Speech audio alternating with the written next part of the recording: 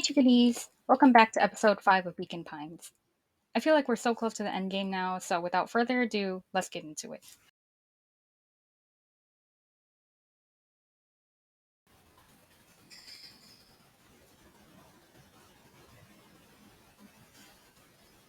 Chapter 6. The Source. Nat expressed his sympathy with a shrug and sauntered off as unassumingly as he'd arrived. He'd given Luca and Iggy what they needed, and nothing more. As Luca sprinted across the snow, the events of the past few days became clearer, pieces to a larger puzzle. Rollo said he was underground somewhere, captured. Mr. Kerr tried to cover it up with lies. The clipboards were hell-bent on capturing Iggy. It all seemed to point to perennial harvest. But right now, there was one thing that Luca needed to know.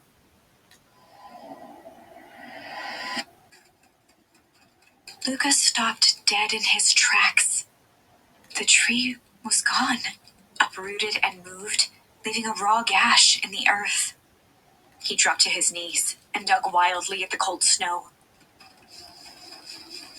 His numb hands hit something hard, a headstone. A dry whisper escaped Luca's lips. You're here. All this time, I thought I was visiting you. But you've been here, alone, in the snow. Dad, I'm so sorry. They ruined your favorite spot in the world. Our favorite spot in the world. Dad, what do I do? There was no reply, just snow-covered silence. Why'd you get me to slip like that? What if I couldn't find you, you jerk? Iggy finally noticed the tears welling in Luca's eyes and the snow-covered grave. Oh. Iggy, they stole his tree, Iggy. Yikes. Suddenly, they heard the crunch of approaching footsteps in the snow.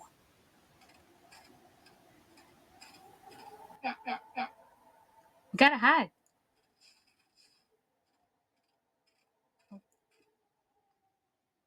259K. Call distance still good. Dude, did you hear me? I said 259.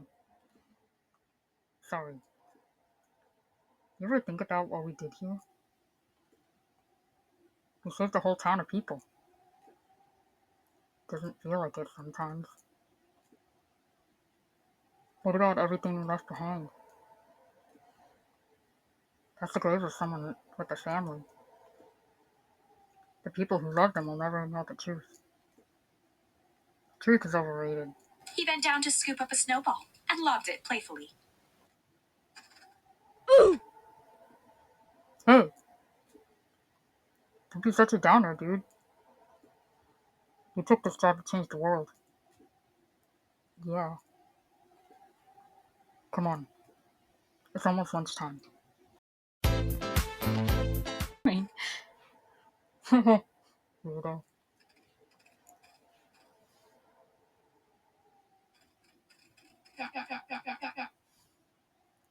Here, I thought I was the jerk. These dinguses are out here literally dancing on graves. Luca stuttered through heaving sobs. I thought I was visiting him. I thought he was with me. Not gonna lie, that's a bad break. Here's some advice. Iggy gave Luca a solid smack on the back of his head. Hey! Who's any of this helping? What? Sitting here in the snow crying like some pushover? Who you helping? Iggy, look what they did. They lied to everyone. Blah, blah, blah. Luca Van Horn, you're a lot of things, but you ain't no pushover. What did I tell you before? When some jerk comes at you, acting like a horse's ass, I should stand up for myself. Hell yeah. Kerr and his merry little band of clipboards pulled off this switcheroo for a reason, right? Nat mentioned something about a source. Luca wiped his eyes with a sleeve. Whatever's at the source must be awfully valuable to perennial harvest. Sure would be a shame if something unfortunate were to happen to their precious source, wouldn't it? What do you have in mind? If it's small enough to steal, we snatch it. If it's too big to snatch, we smash it. And what if it's too big to smash? Iggy flashed a mischievous smile and cracked his knuckles. I'm always up for a challenge. I'm gonna make this right, Dad. I promise. Let's do this.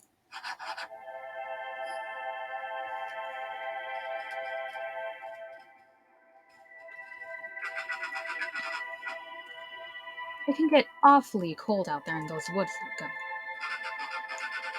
Probably best you two stay put and conserve your energy. Help's on the way. Where's Rollo? Where's my mom? Did you kill her? Oh, heavens no.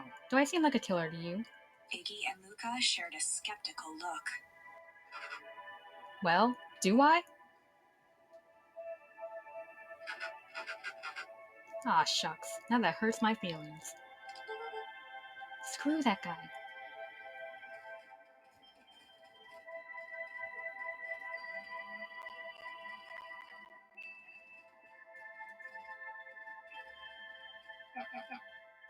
Wait a minute. If this is the original town, then that means. Iggy darted behind a large pine and began digging furiously. He emerged holding a shoebox with a crude skull painted on its lid. What's that? Long story. So, a few years back, I, came into possession of some premium grade fireworks. Not the wimpy firecracker stuff they gave kids, the good stuff. So, why did you bury it under a tree? That's the long part of the story. You and Rolla were doing chores at Rolla's chicken coop. And you guys pissed me off for some reason or other. Luca rolled his eyes with realization. No, you didn't. Iggy stifled a chuckle. Yep. I just wanted to keep you guys a little scared. But like I said, these are some primo fireworks. So I might have underestimated things. You blew up the chicken coop? I prefer to think of it as incendiary decoration. Sorry, but you should have seen the look on your faces. Rollo got grounded for months, which is why I needed to stash the evidence and lay low. So I buried him under that tree. When I came back for him later, they were gone. Figure some grown up found him and tossed him. Iggy triumphantly raised the shoebox. Turns out it wasn't the fireworks that got moved. It was us. Unbelievable.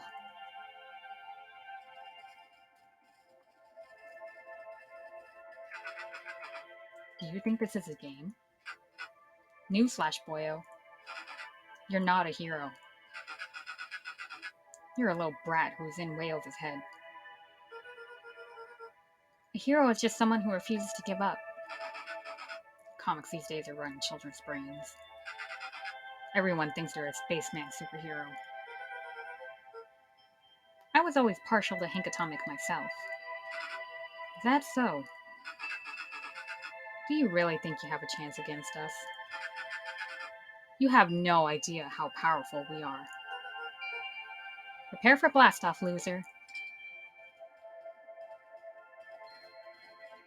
Whoa. Cookie. this whole stinking place.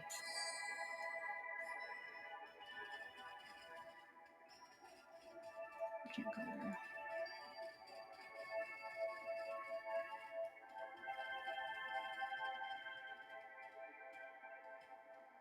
Just checking if we could go anywhere else, or I don't think we can.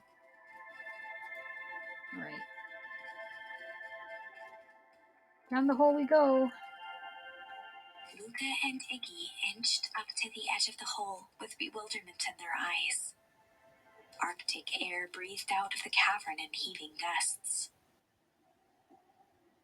Echo! Echo! Echo! Echo! Whoa! I can see why they want to move us all out of town now. But why would they dig a giant hole? I think this is it. This is a source? It's a dang hole? How do we smash a hole? Oh.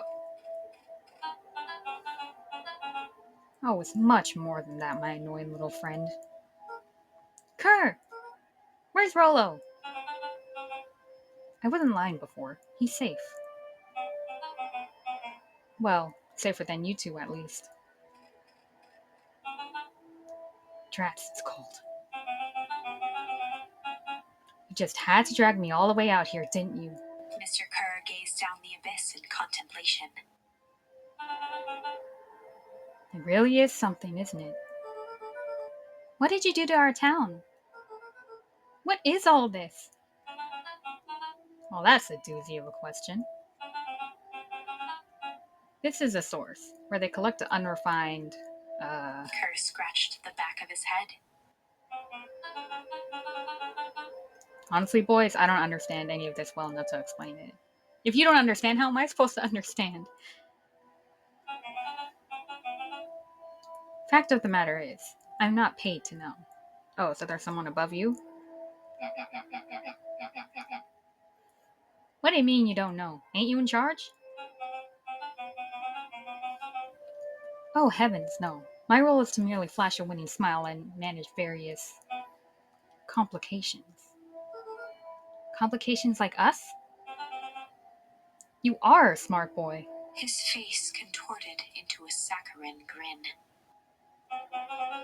It really is nothing personal. Some people are destined to strive for greatness, and others are simply obstacles along the way. Seems like you were destined to be a creepy lackey. The point is, we all play our part in life. Mine just happened to be a lead in the role of a lifetime. And you happen to be extras, ready for your curtain call. We aren't giving up without a fight. Your smile's not going to be winning after we're done with you. Now, boys, there's no need for melodrama. It makes even a professional, such as myself, embarrassed for you. Let's change the mood a bit. Kerr snapped his fingers. Scene change. Oh, God. There, that's better. Deal with them. Iggy turned to Luca with a sly glance. Why are you smirking? Because I have a box full of fireworks and you don't. Iggy waved the box into the air, threatening to drop it down the hole. Do it, do it, do it. Stop. Let's not do something regrettable. Joke's on you. Regret is one of my specialties. Out of curiosity, what would happen if I threw these in your precious hole? Nothing. Nothing at all. You're a terrible liar. I'll have you know, I'm an exceptional liar. Up. That's far enough. Iggy plucked a single bottle rocket from the box and held it up with reverence. Stop, you fool. Call off your goons. After a long pause, Mr. Kerr flung up his hand with frustration. Very well. You can all head back for the night. It's been a long day. I'll handle these two from here.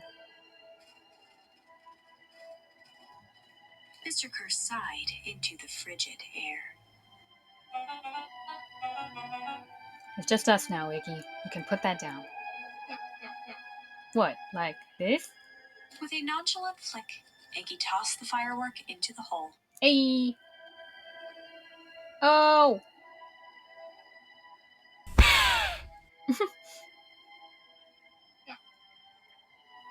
Ooh! Oh, his face! Whoa! With a growl, Kerr leapt at Iggy, crashing through Luca. Oh. Oh!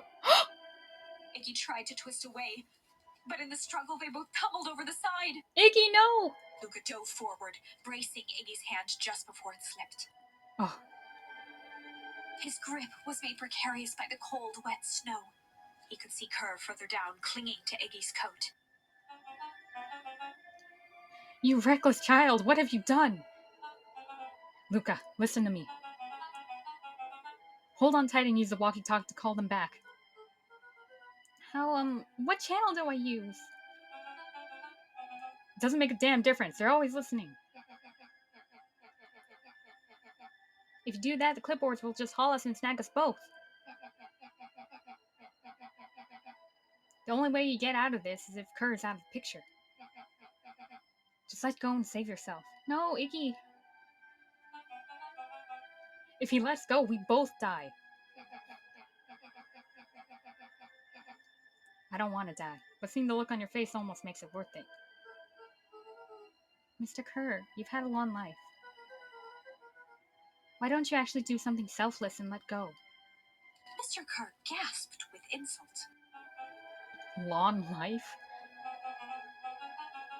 I'll have you know I can still play 25. Play?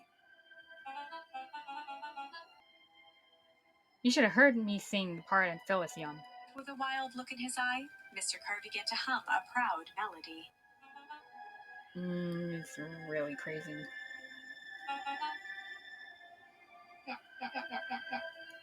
Wow, can you believe this guy? Luca's hand began to cramp. His voice began to crack. Kerr, just let go. No can do. If you want to save your friend, you'll have to save me too. Luca, look at me.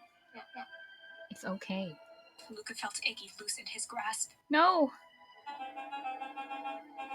You aren't going to kill your friend like that, are you? Every muscle in Luca's body burned. I'm not his friend. Yes, you are. Nah, I'm just a no-good bully. Like you, Kerr. Iggy, no. Luca felt his hand slipping. And I told you what you need to do with bullies. I can't. It's your only way out of this mess. Two birds with one stone. It makes sense for us to fall together. Wackadoos travel in packs. A calm settled over Iggy's face. Luca, let me do this. Iggy's voice was colder than the bitter air billowing from the chasm. Let me do the right thing for once.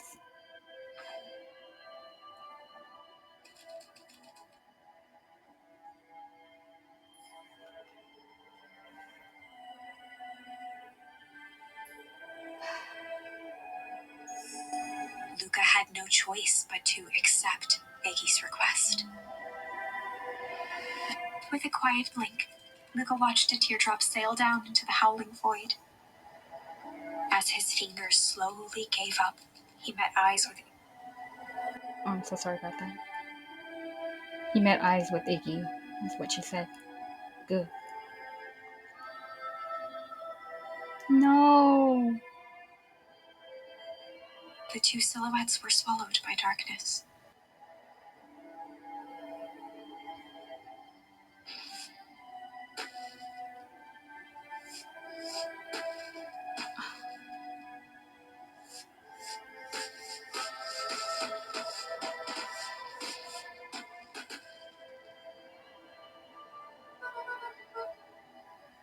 hell of a goodbye, Iggy. Where were you the entire time, huh? Luca, you should really step back. What? Quickly.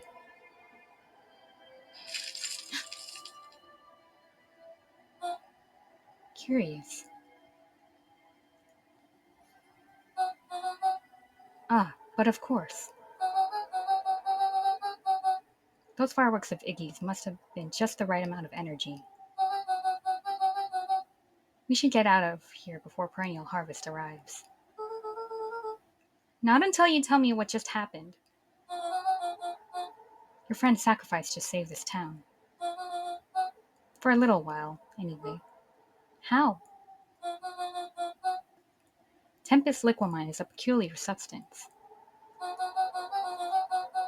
It can change the relationship between matter and time itself. But doing so requires unfathomable energy. In a closed system, that energy can only come from its surroundings. A useful side product of this property being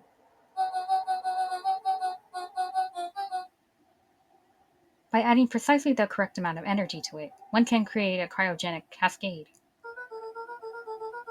So the gunk makes things cold and the fireworks made the whole freeze over? That's one way of putting it, yes. It's done. Oh, I shudder to think of what would have happened in that case. We have some idea what that would look like.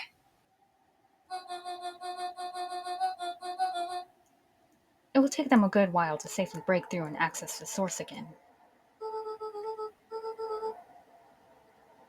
If you know all this stuff, why haven't you been helping? Exactly. What have you been doing, Nat?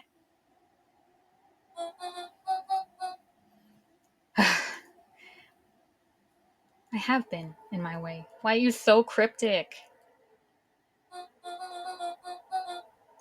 Each one of us has a role to play. Iggy's role, it turns out, was to buy us precious time. Mine has been to observe and wait.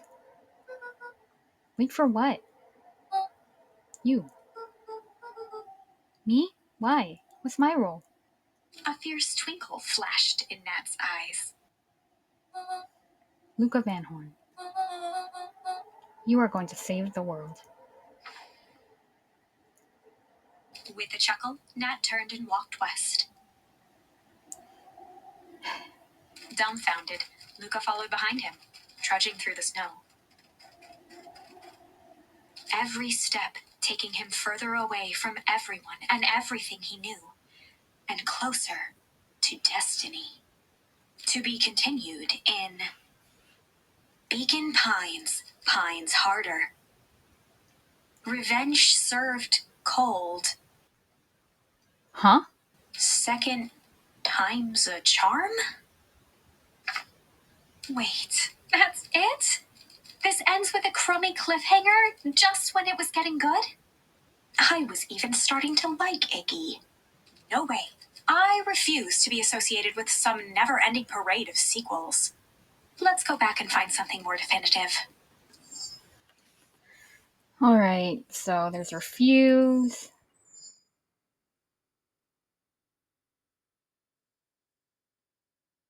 I try fly.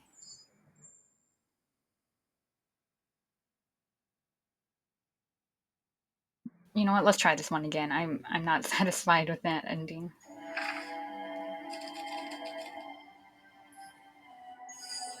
Luca had no choice but to refuse Iggy's request. He tightened his grip and reached for the walkie-talkie in his pocket. A wild delight crept onto Mr. Kerr's face. Hmm. That's a good lad. Now, radio for help. Iggy begged Luca with his eyes one last time, but Luca pressed the button and called out. This might be worse, but we gotta keep going. We need help. Mr. Kerr is in danger. It wasn't long before they were once again surrounded by clipboards. Mr. Kerr sighed with relieved frustration. There There you are. You really are a worthless lot, aren't you? Mirror, now. A clipboard dutifully produced an ornate ivory hand mirror, and Mr. Kerr began preening his tousled hair. Ah, that's better. Mr. Van Horn, I applaud your sharp thinking under duress. I'll put in a good word for you with the founder. Take them away. I thought he was gonna just grab the radio and then try to hit Kerr with it, or give it to Iggy and then try to hit Kerr off his leg, but oh well. A swarm of hands overpowered Luca. The last thing he saw before a cloth bag was pulled over his head was the defeated look on Iggy's face. I'm sorry, Iggy. The end. Oh, okay. I think this was one of those times where doing the right thing was the wrong thing. Well, that was short. Okay. So we only have Sly left. For now.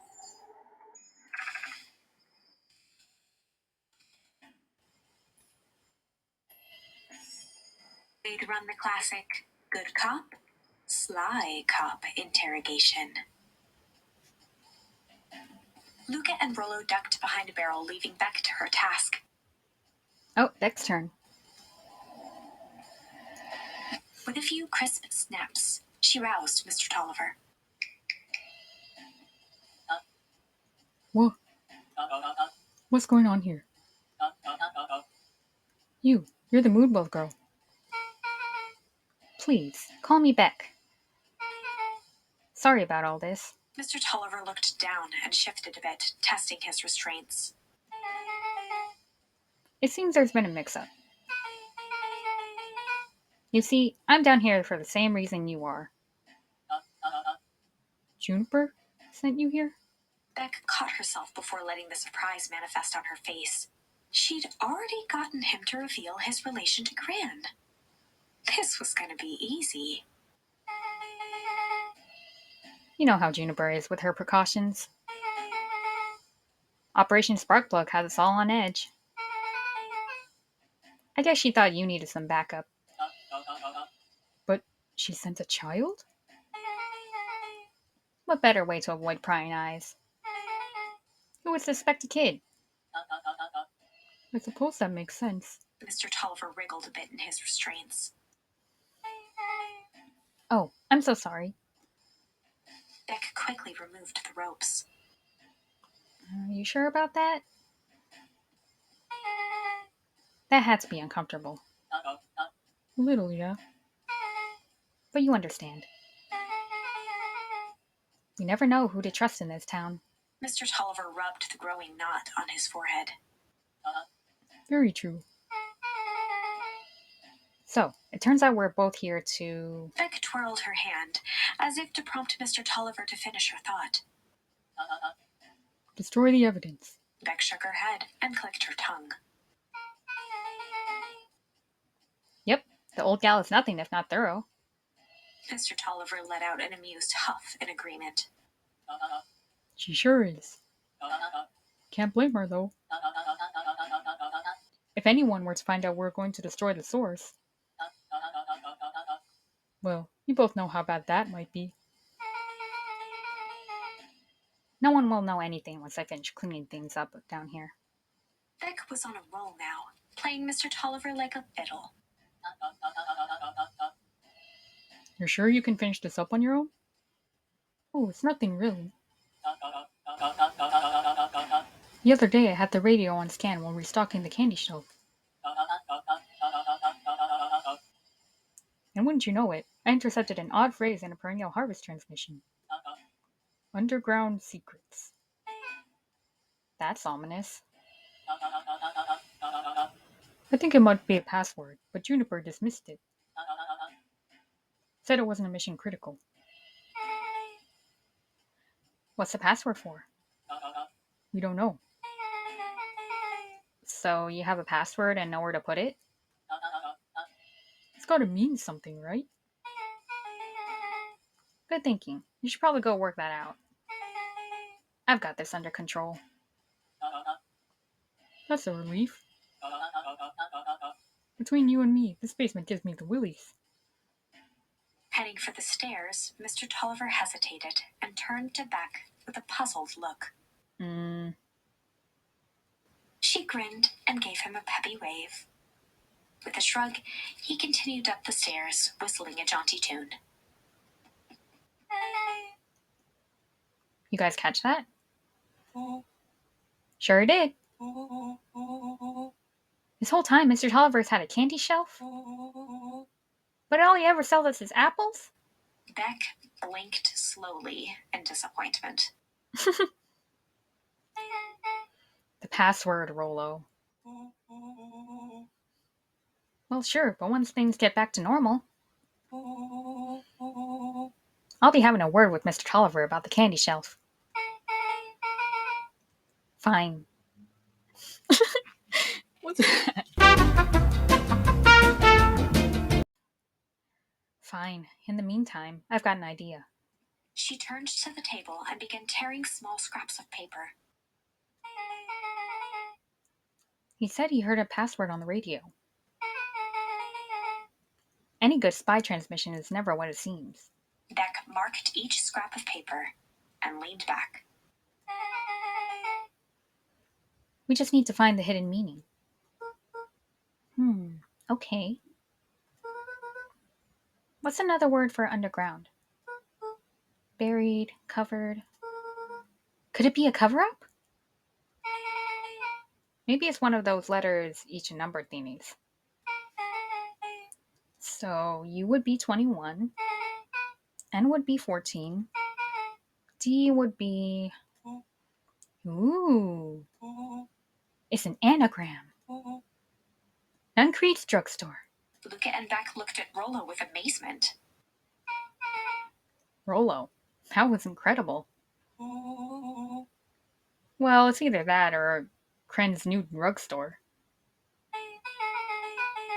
Yeah, I think you were right the first time. How did you do that? What can I say? I love ciphers. Well, I guess we know where to go next.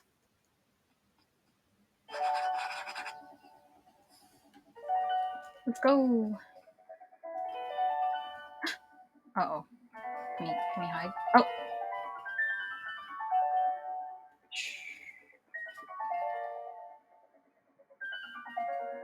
Mm, sure. You scared me half to death. Sorry. You guys haven't seen Mr. Tolliver around, have you? Nope. He's got me waiting around like the last slice of pie. I swear that man will be late to his own funeral. Oh, okay. Wait, can I fish real quick? See if I got anything new. Sorry, guys. Wait, two more. Luca tied a small magnet to the line, fishing with the law of attraction.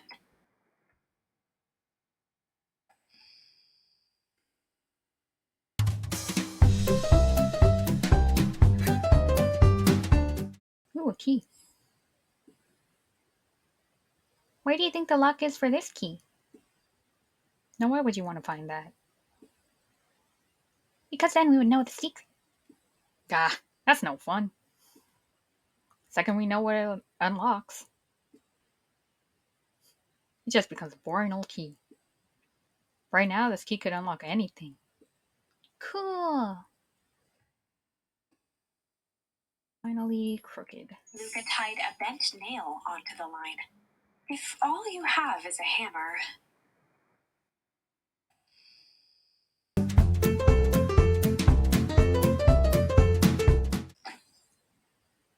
Oh. It's a photo of you and Uncle Joseph. Let me see that. Huh. Look at these two young fools. How did it end up at the bottom of the pond? Who can say? Some things are just hard to explain. Did you and your brother have a fallout? I miss Uncle Joseph. Wait, Joseph? Like, was What was Mr. Nuncreed's name again? Was it Joseph or John or something? Something with a J. How come he doesn't fish with us anymore? He's busy with his new job at the Valentines. What's the new job got to do with him fishing with us? It's complicated. Like I said, some things are hard to explain. Well, that's quite a haul. Feels like a good time to pack up. Just a little bit longer? If things lasted forever, they might not feel as special, huh? I guess. I'll make you a deal, buckaroo. If you ever feel like you need to talk about anything at all, you just say, let's go fishing. I'll know what you mean. Like a secret password? Yup, top secret. Neat. Is our uncle Mr. Nuncrete? I'm pretty sure in the files we saw the name Joseph in there. And then he says he worked at the Valentine company with. Huh. Interesting. What else do you say? What a perfect day. Yeah.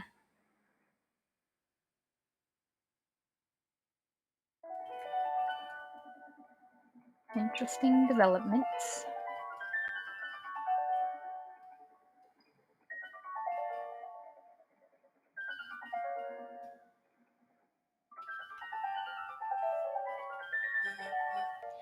You're late, Augustus.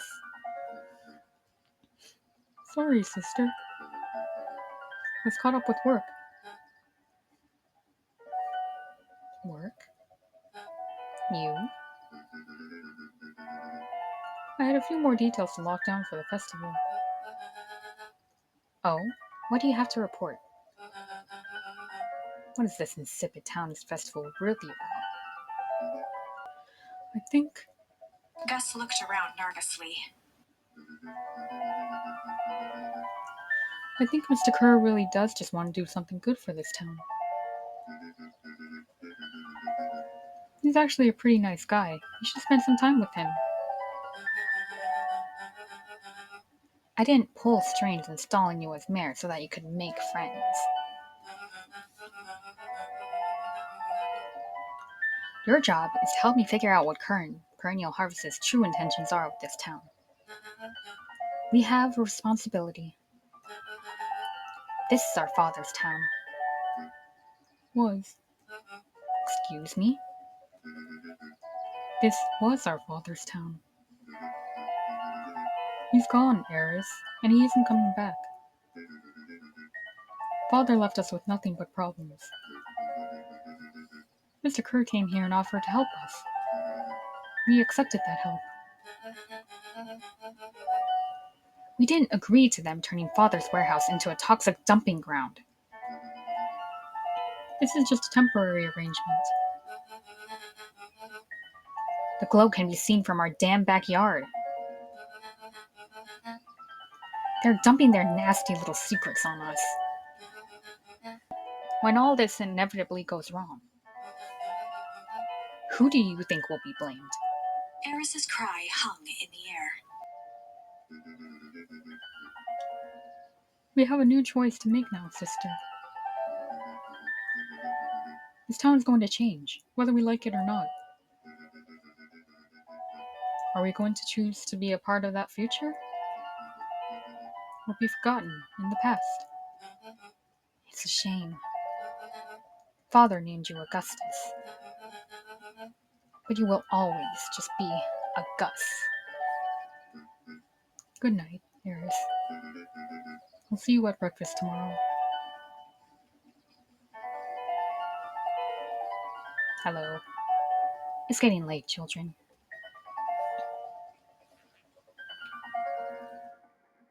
Alright. Is Dawn here or she? No, she's snooping. Locked.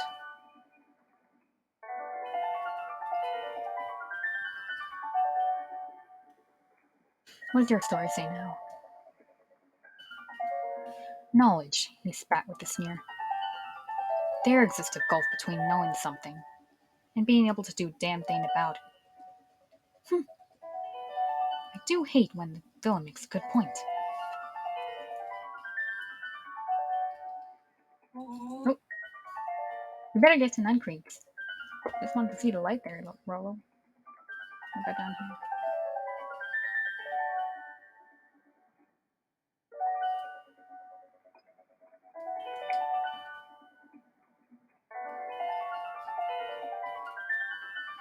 What? I went through the table. Oh no, I didn't mean to. Oh, okay. Thought I was gonna have to sit through that entire thing again. Okay, now let's go to Mr. Nun Creeks. If we can.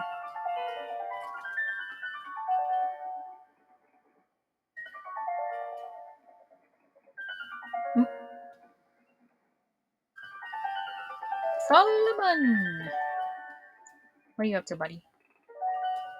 Solomon stood proudly at the entrance to the drugstore, holding a brown bag overflowing with black licorice. Ew. Hey, Solomon. You're looking for Mr. Nuncrete. Is he still in there? I'm afraid not.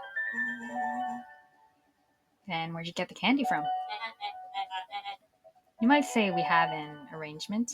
Solomon shoveled a surprising amount of licorice into his mouth.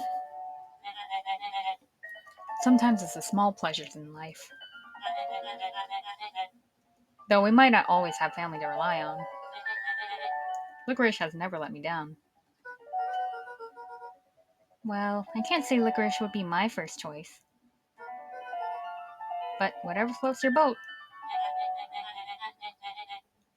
You can tell a lot about a person by their choice of confection. Oh, yeah, I guess. I like sour gobs. He's like, I bet you do. I'm certain you do. I always wondered why Mr. Nuncrete kept licorice in stock. You must eat enough of it to make it worthwhile. There are many ways to earn loyalty. For some, it's as easy as cold hard cash.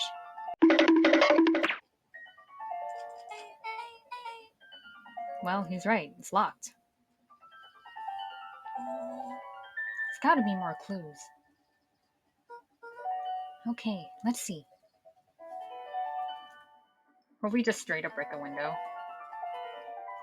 Um, or are we gonna go into the phone booth? Have you ever seen anyone actually use this thing?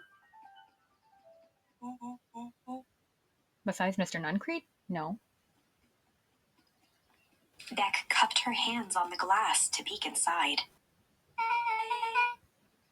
That is not a normal phone booth.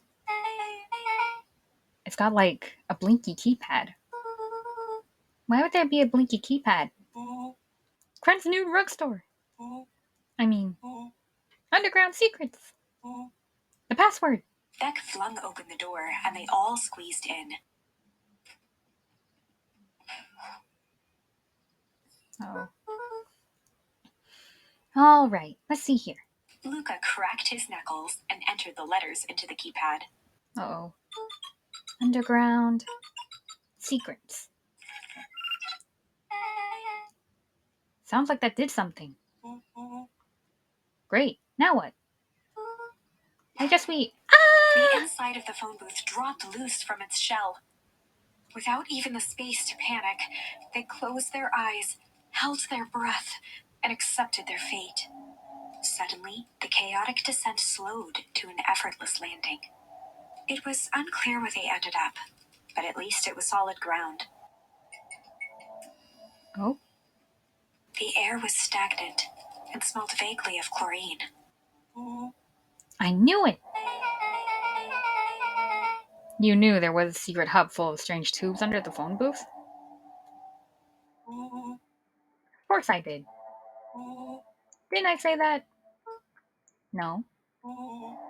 I definitely thought it. Luca, do you remember when I said how cool it would be? If the transdimensional conduits from Hank Atomic Issue 12 are real? Rollo, at one point or another. You said that about every technology ever discussed in Hank Atomic. That's why I'm such a good predictor. It looks like each of these has something written on them.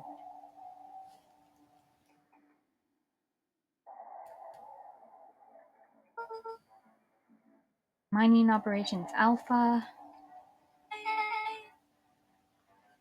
You guys have mines down here? Not that I know of. This town is all farms and fertilizer. And a series of tubes. Pa always says you can only trust a miner up to the point when they hit gold.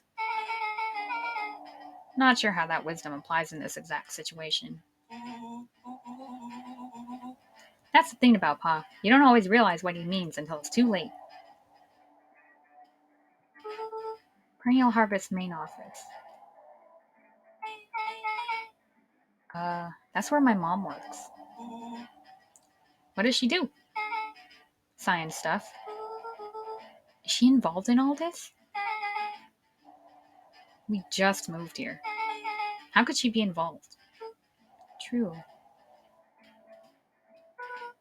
Valentine Fertilizer Warehouse. Isn't that where you almost got snatched? Yeah. Why would Perennial Harvest have a tube going to the old Valentine place? This is starting to feel like something big. The suit has a broken mask. So, have we found our mysterious warehouse creeper? We've at least found their hazmat suit. If it walks like a nun-creed and talks like a nun-creed. Let's not jump to conclusions. Just saying.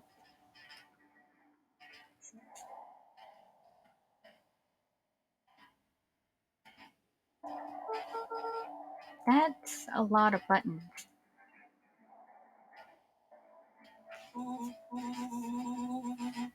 Stand aside, Earthlings. I read enough Hank Atomic to know my way around sci-fi tech. Oh no, he's gonna break it. Rollo's hands hovered over the field of blinking buttons. Eeny, meeny, miny. Oh, guess we're going to the warehouse. Rollo, what did you do? Nothing. I didn't even mow yet. What was that? Hide. Where? There's nothing but weird tubes down here. Just get back. Uh-oh. Shit. Shit. Shit. Awesome. Uh... You all need to come with me. No. We're not going anywhere with you. Not until we get some answers. Mr. Underground Secrets. Told them it was an absurd password. But they love anything that makes them feel clever. They who? It's no matter. If I could keep you hidden until after the festival, I might be able to save your skins. We don't care about our skins. Hold on now, I like my skin. This all stops now, Nuncreed. Joseph waited for a moment in silence. You sound just like him. Who? Wait, so he is our uncle then? So why doesn't Luca recognize him as, like, family or anything? Walt. You don't get to talk about my dad. Unless they had Luca. No. I'm not sure. Let's keep going. You know, your father and I were friends back before. He gestured toward the strange tubes. All of this. That's a lie. It's true. I used to bounce you on my knee. What happened? Same thing that always happens. reality, complications, life. We were a team, Walt and I. An idealistic doctor and a bright-eyed pharmacist, both hell-bent on helping folks. So you were a sidekick? No, we were partners. He helped the patients, and I helped him. Yep, total sidekick. Nuncreed let out a growl of a sigh. Luca, I need you to know this. I need someone to know this. One day, Sharper Valentine comes to us. Says he's got an opportunity. He's found something he didn't quite understand. And he was willing to pay us both handsomely to help him understand it. And my dad said no. Your father and I both believed in helping people. But the thing I could never get him to understand was it's a lot easier to help others if you help yourself now and then. Classic sidekicked into villain plotline. Walt loved being righteous, almost more than he loved his family. He was wrong about one thing, though. When he begged me not to take the Valentine offer, he said, Joseph, if a person said yes one time to Sharp Valentine, he'll make sure they keep on saying yes to him until the day he's dead and gone. He shook his head wistfully. Sharper's long gone, but he still got me saying yes. There a point to this sob story? Not really, no. Just an old man trying to delay what needs doing. Nuncreed took a menacing step towards the children. I tried to keep you safe. I tried to keep you and Juniper out of this, but you forced my hand. Luca began to laugh. What? You really don't know? My Gran isn't out of this. She's been scheming right under your nose. Juniper? Seems like she's planning on crashing the town's party. She's going to disrupt the festival? Why would she? The color drained from Nuncreed's face. How does she know? Apparently she knows a lot of things. What? Let's just say this isn't the only underground layer we've busted into today. And honestly, hers is way cooler. She's got maps and explosives and bad intentions, big man. Nuncreed grabbed Luca by the shoulders. His eyes were frantic. You need to tell me what she's going to do right now. She doesn't understand what it is she's messing with. Tell me now, she's in danger, boy. I don't know. She had a map with a mark on the fountain in town square. The fountain? Well, why would? A jolt of realization struck Mr. Nuncreed. She knows about the source? What the heck is the source? If she tries to destroy the source, it can catalyze and... Dear God, she's going to freeze us all. Huh? You all need to run. Run where? Away. As far away from this town as you can get. Head west and don't look back. Where are you going? That did not go how I expected. So... We're totally following him, right? Totally. See you on the other side. Woo! You good? Yep. I love this town.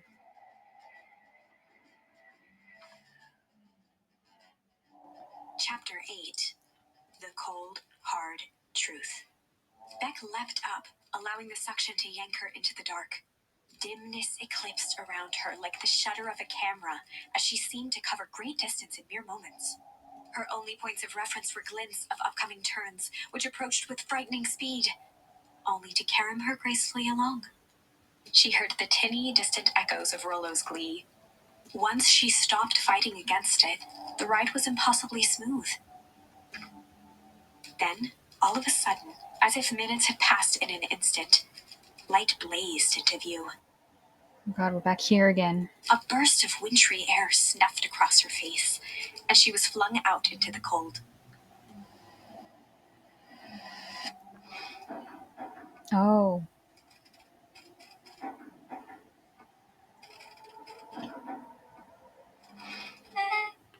That was intense? Yeah. I think I might have parted with some fluids in there. Ew, Rollo, we're right behind you. Any idea where we are? Somewhere cold. Doesn't look like it got on any of us. Rollo. It didn't feel like we traveled that far. So where did it all go? This place sucks. Why would anyone ever want to blow something up out here? Only one way to find out, I suppose. We've got to catch up to Nuncrete. I think he went this way.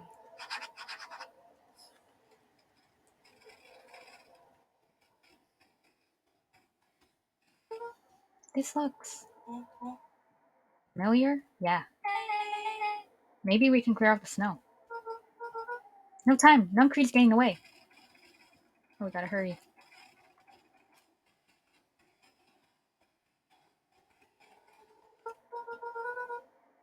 Okay, this is starting to feel really familiar. I may not be the most well versed on all things Beacon Pines, but this does look like some sort of frozen replica of town. Ah, I got it! It's so obvious now. Mr. Nuncrete is an alien. Rollo. Stick with me here. His species can only live in sub-zero temperatures. Oh boy, here we go.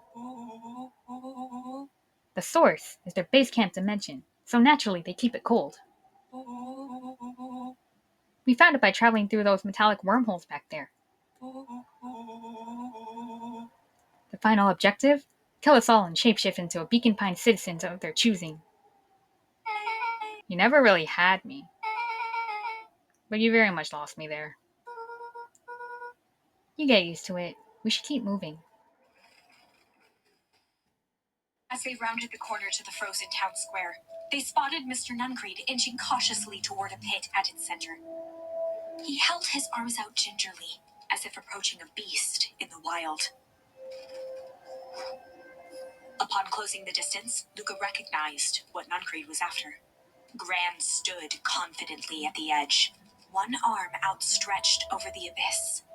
Nearby, a wheelbarrow had been emptied out. She held a lit torch, which flickered in the bitter wind.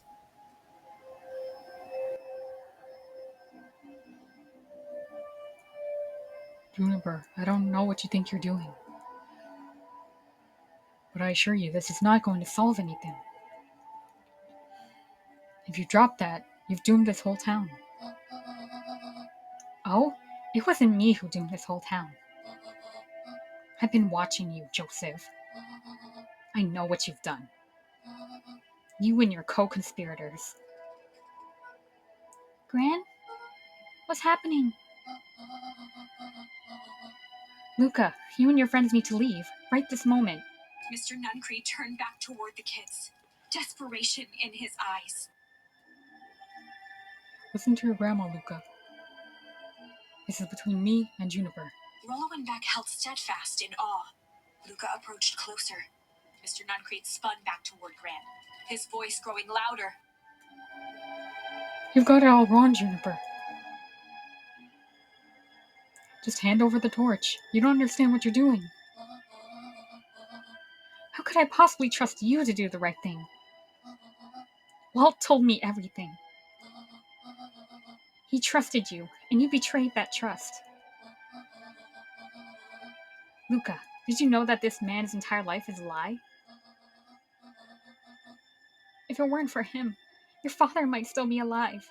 Mr. Nungreen winced with anguish. His voice hardened. That's not true. They both now yelled, not to each other, but at fate itself, making their peace with long-held burdens. The wind howled with encouragement. Walt was like a brother to me. We just had different ideas about how to affect change. Very convenient that your way just happened to line your pockets. No, that's not fair. They menaced at each other, both catching their breath. The moment balanced on a knife's edge. Amid a blur of emotions and memories, Luca's mind flooded with questions. The wind calmed, as if to give him the stage.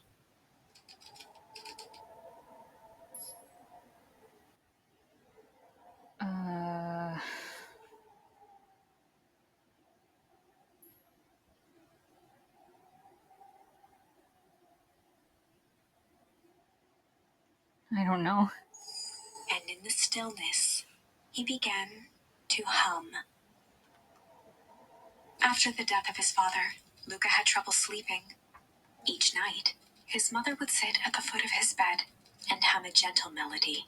It was the only thing that could calm his mind. The only thing that, however briefly, could make it all seem okay. That melody pervaded every memory Luca had of his mother. Shivering in the raw snow, he began to hum it out loud.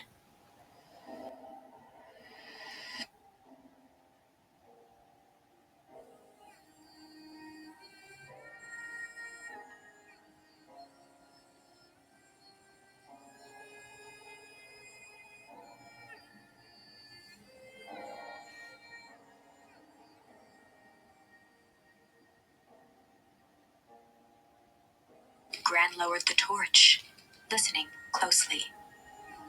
As recognition slowly set in, her heart sank. Those countless nights of consolation, the incomparable loss they shared together. She let the torch fall to the snow and sizzle out. A few steps toward Luca was all she could bear before dropping to the snow herself. Through a flood of tears, she began to hum along, note for note.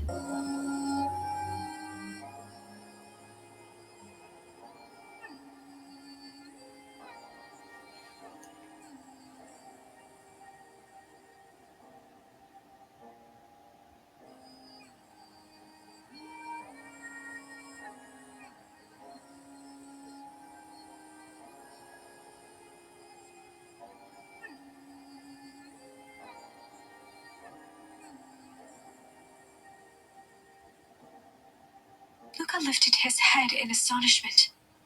The last time he heard that melody was the last night he saw his mother.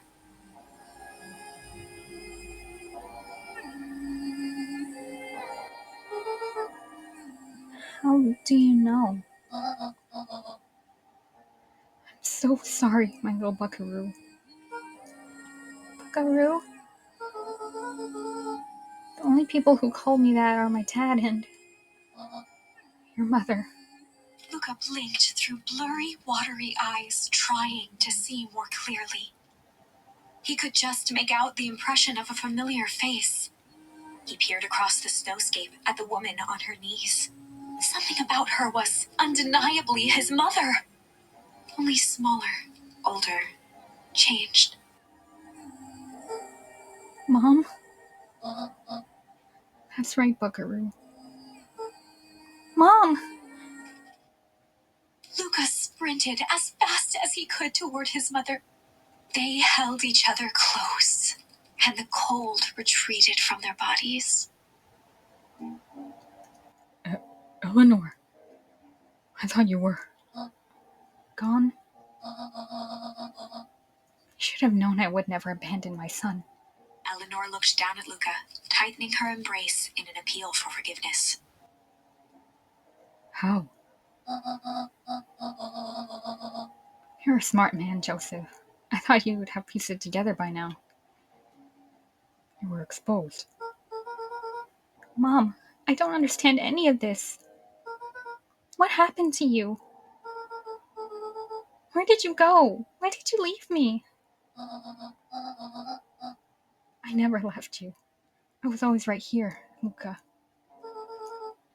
Why did you lie to me? You tore me up, Luca, but I did it to keep you safe. I thought that getting answers would help us both move on. But the more I discovered, the more I realized the danger we were in. Until perennial harvest was stopped, it was better if everyone thought I was gone. You could have trusted me. These are bad people, Luca. They won't stop until they get what they want. And they don't care who gets hurt in the process. Then what do we do? We have to stop them. Joseph slumped into the cold, wet snow. They can't be stopped. This is too big.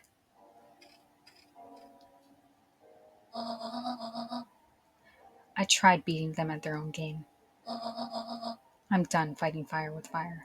For the first time in a long time, her voice felt like her own again. No more lies. I see now. There's a better way to stop perennial harvest. The cold, hard truth. Luca gazed down at Nuncreed with pity. He looked small. Joseph stared into the snow, as if searching it for answers. Come on, everyone. We've got a party to crash.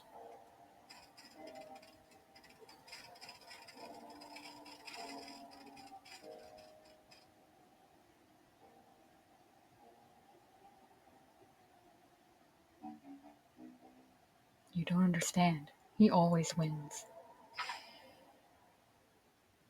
Chapter 9. The Devil You Know.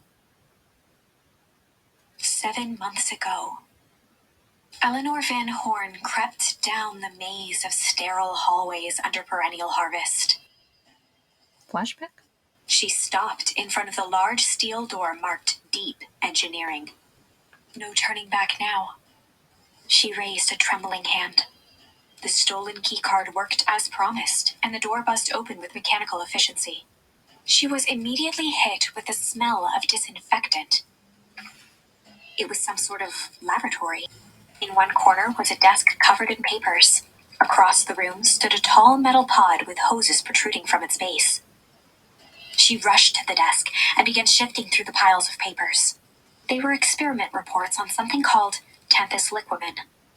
There were dozens of them, every one stamped failed.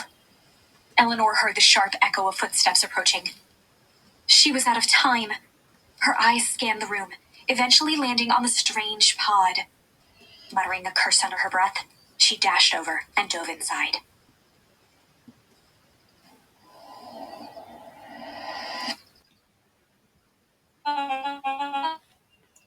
And that is what change is all about. Hmm? Grabbing the future by the scruff of the neck and making things happen. Change is the choice. I am tickled pink that we will all be making that choice together. How great is that? This man is a liar. Excuse me? I will not.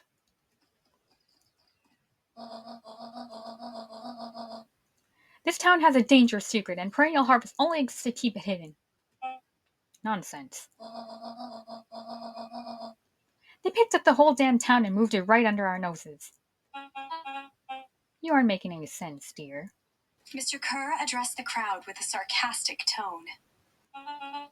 Imagine such a thing. It's absurd and just plain impossible. They promised they could fix the foul harvest. They told us they would clean this place up. We just had to leave town for a few days. But while they had us evacuated,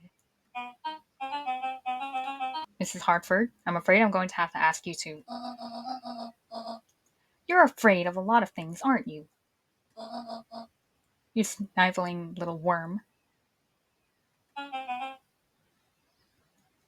This is growing tiresome. A little help, please? Don't you all see? This festival's a sham. An excuse to have the town gathered in one place. They're planning something awful.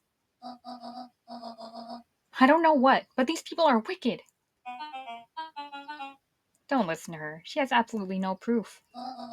I am the proof. I'm Eleanor Van Horn. Whispers filtered through the crowd. Well, aren't you just sneaky as a dickens? We all knew Valentine fertilizer was too good to be true. And now this whole town is paying the price. Ladies and gentlemen, I'm sorry about this disruption. My associates will take this obviously disturbed woman somewhere comfortable so that she can get the help she needs. She's not the one who's disturbed. You two-timing clown.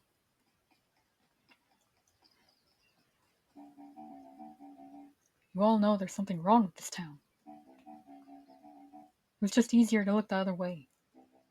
Truth is,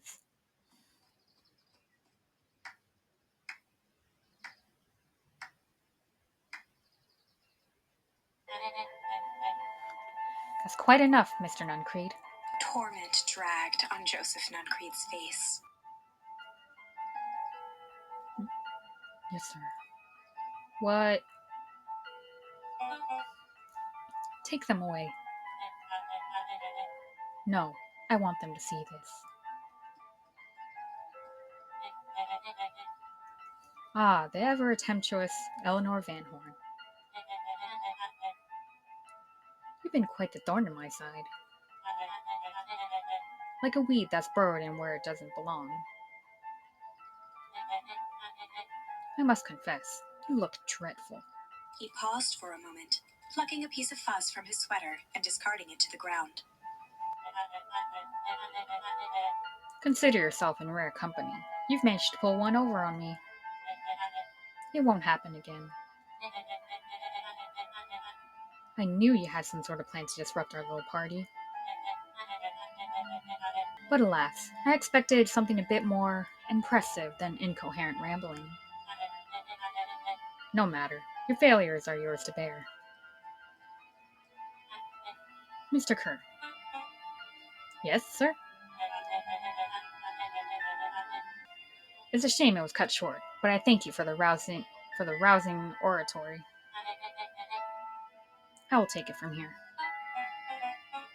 Yes, sir. Of course, sir. You've done quality work for me, William. You can look forward to the recompense we agreed on. Kerr gave a bow of deference. Founder, you are most gracious. Gasps rippled through the crowd. Thankfully, we can dispense the formalities from here on out. Solomon pulled a glass vial from his pocket. In one smooth motion, he downed its contents. A triumphant smile grew across Solomon's lips. You can all call me Sharper Valentine. His body and face began to contort and expand as he disappeared into a belching green mist. Oh,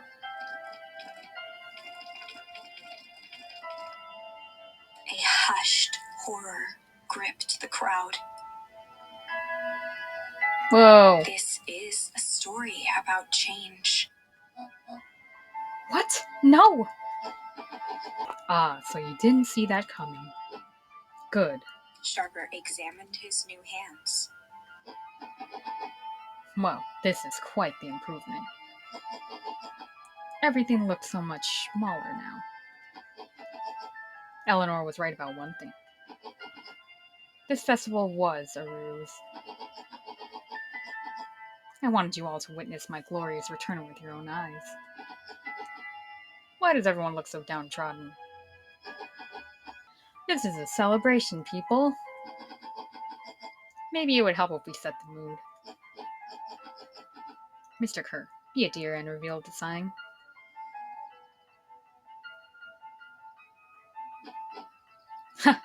Wonderful. Sharper choked out a crude squawk of laugh. Frustrated grumbles sprinkled through the crowd. Sharper, you malice bastard!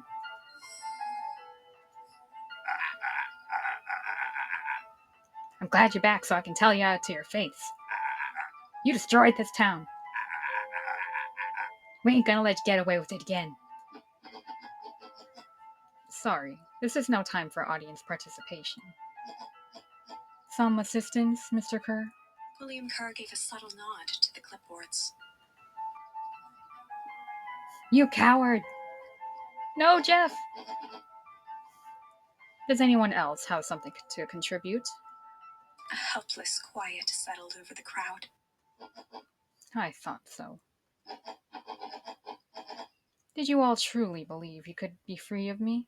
A town of complete and utter fools. You people should be celebrating my return. You're clearly lost without me. And that leads me nicely to my children. Daddy! I gave you both the greatest gift a parent can give. The opportunity to prove yourselves in my absence. Squandered. To say I'm disappointed would be an understatement. But I... Silence, Augustus. An adult is speaking. I don't know which is worse, a son who is completely hopeless, or a daughter with such potential who's inevitably let me down. Eris, you fail me with admirable consistency. Thankfully, I was counting on it this time.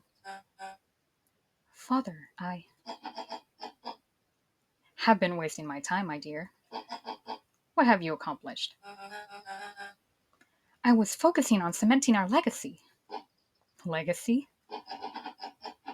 Who needs a legacy when you can just live forever? But what about... It's all right, kiddo. I'm afraid you suffer from complete lack of imagination. There's just no helping it. Now then, where is Joseph?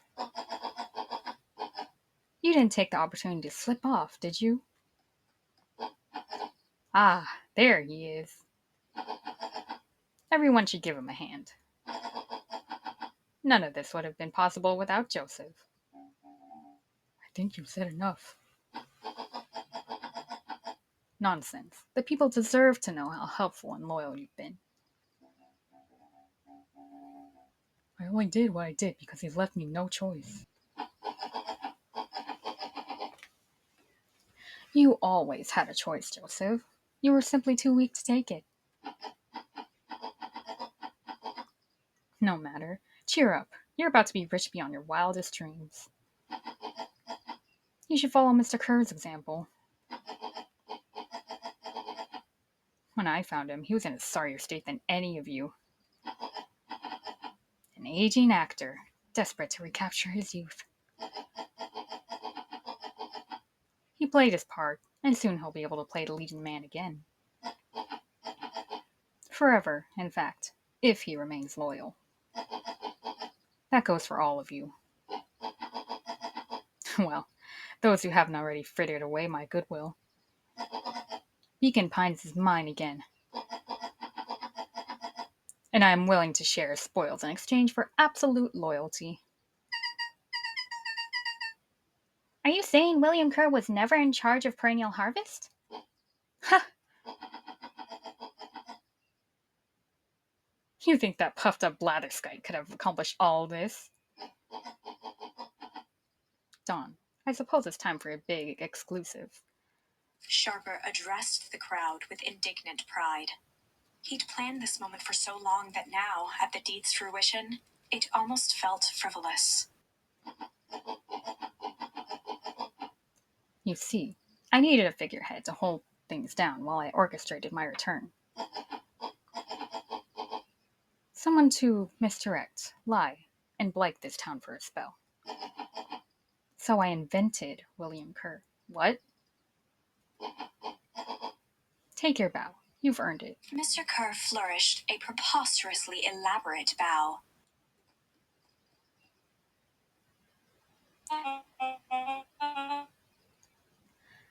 Patrick C. Montesquieu, thespian extraordinaire, at your service. Founder, I just want to thank you again for this opportunity. It truly was the role of a lifetime. Wait, so this Bill Kerr was a Pat C the whole time? Now that your secret's out in the open, what's to stop this town from rising up against you?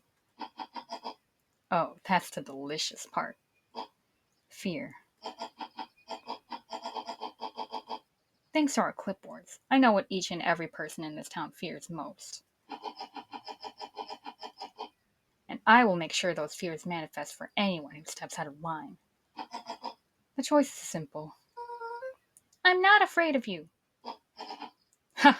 The young hero. I've kept a keen eye on you, boy. You and your friends made a habit of disturbing my plans. What a pity. If things would have gone a bit differently, you might have had your own moment of triumph. But that's fate for you. You can't do this! Oh, but I can. I have won. Never underestimate what a great man can do, given time. And now time is my plaything. Perhaps the most expensive thing I've ever bought. But well worth it. Sharper coughed up one final laugh and cracked his knuckles. Enough chit chat. Let's get to work, shall we? And so, Sharper set about remaking the town in his own image. The fertilizer factory soon reopened for business. Sales rose steadily as more and more farmers across the countryside began to swear by its miraculous properties. Beacon Pines became famous, a secretive town that, for the right price, shared its gifts with all. Gifts that became more and more necessary in a world where winters grew longer and longer. The end. This is wrong, but things are becoming clearer now. You can feel it, right? We can't let Sharper win. He might just be the key to this whole thing. Let's see.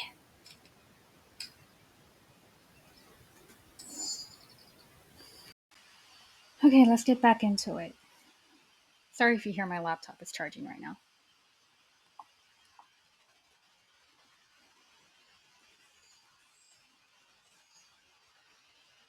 Okay, let's try.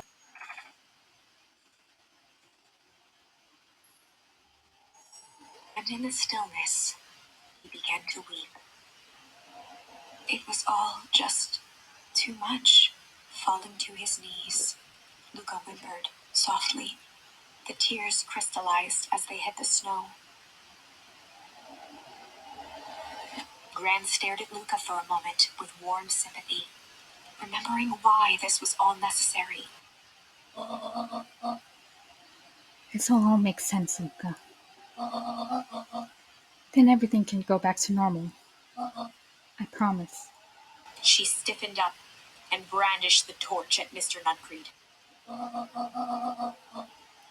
You can't hide behind those people any longer, Joseph.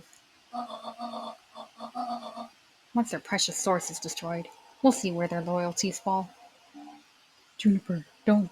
Ignoring his final plea, Gran flung the torch into the deep darkness. She smiled and exhaled in relief. Mr. Nuncreed moaned in resignation. The torch echoed as it ricocheted down the hole, punctuated with a thunderous thud.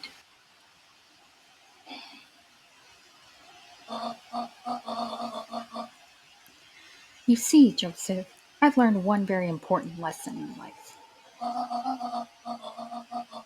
If you want things to change, then you must be willing to. Before Gran could finish, the ground shook her to silence. Uh oh.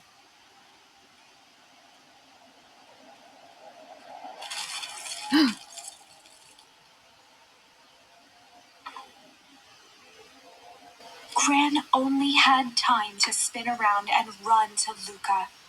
Her attempt to shield him, an honorable but trifling act. Unflinching love, pitted against an unthinking horror.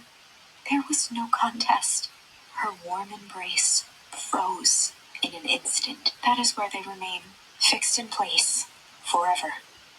And so, our story ends on this melancholy scene.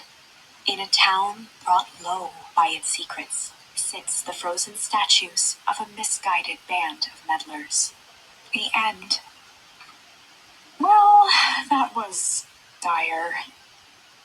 On the bright side, we finally figured out where all the ice is coming from. Now, we just need to find a way to deal with a mystic, unfathomable force of nature.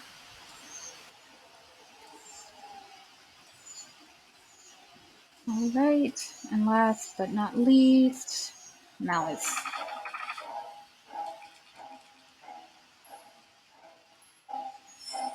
There was a malice lurking behind those eyes, like a trap ready to spring.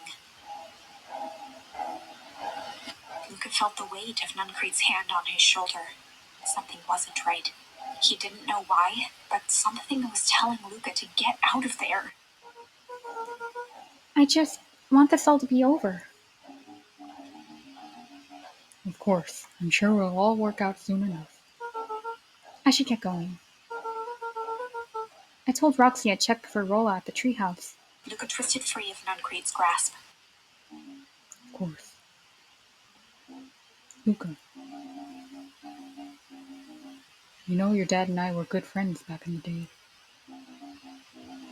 You can come to me with anything. Anything at all. Alright.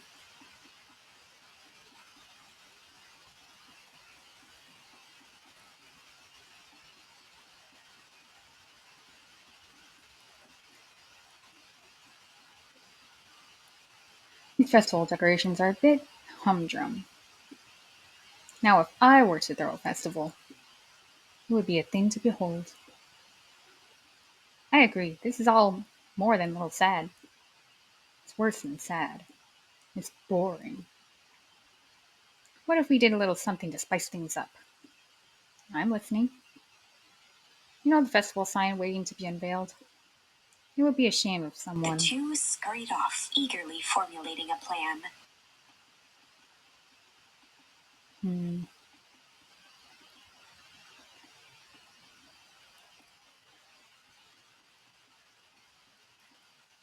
On. Just, guess Mrs. Fratelli is getting ready for the festival.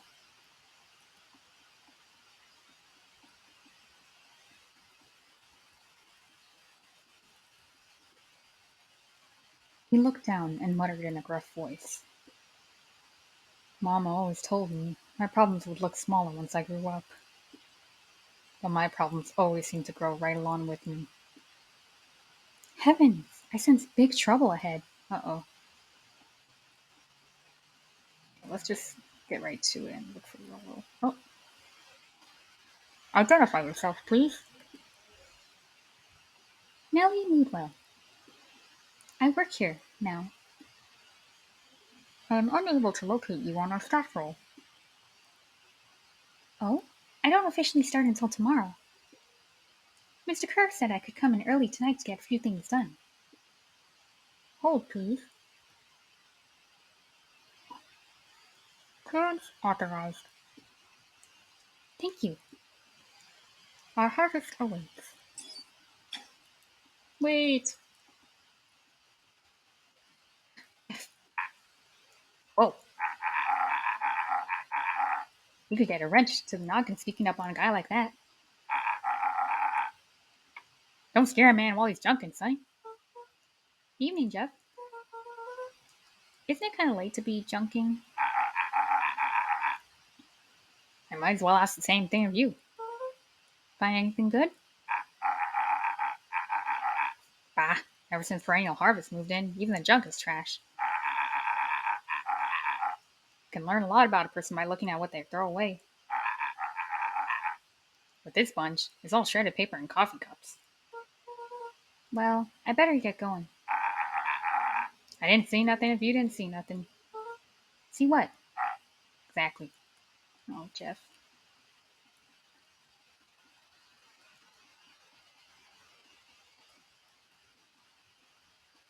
Oh.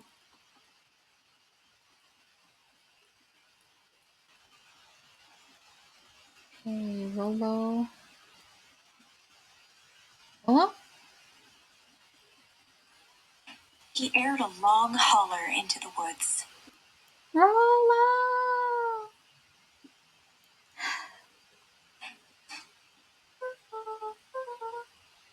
Rolo, wherever you are, I hope you're okay. Luca felt his eyes getting heavy and plopped into the beanbag. He conceded to its lumpy embrace.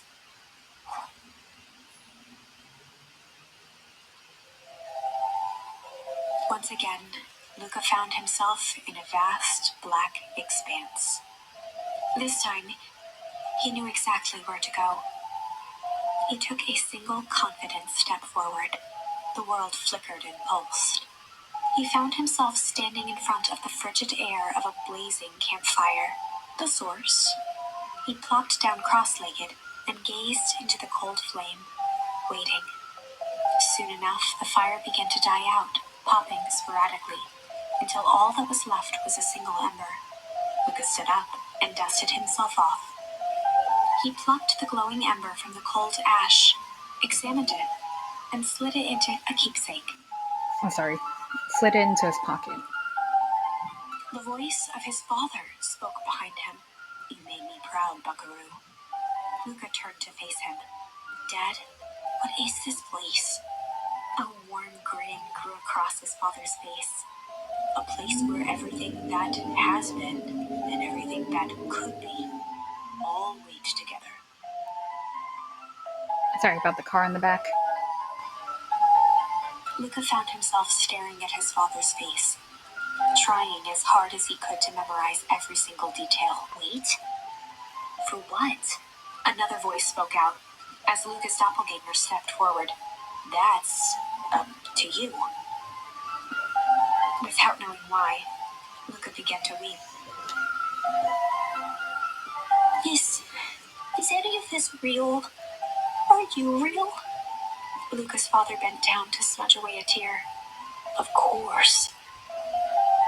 I'm as real as the part of you that misses me." Luca turned to look at the older version of himself. "And you?" The doppelganger choked back tears. "I'm as real as the part of you that's angry he's gone."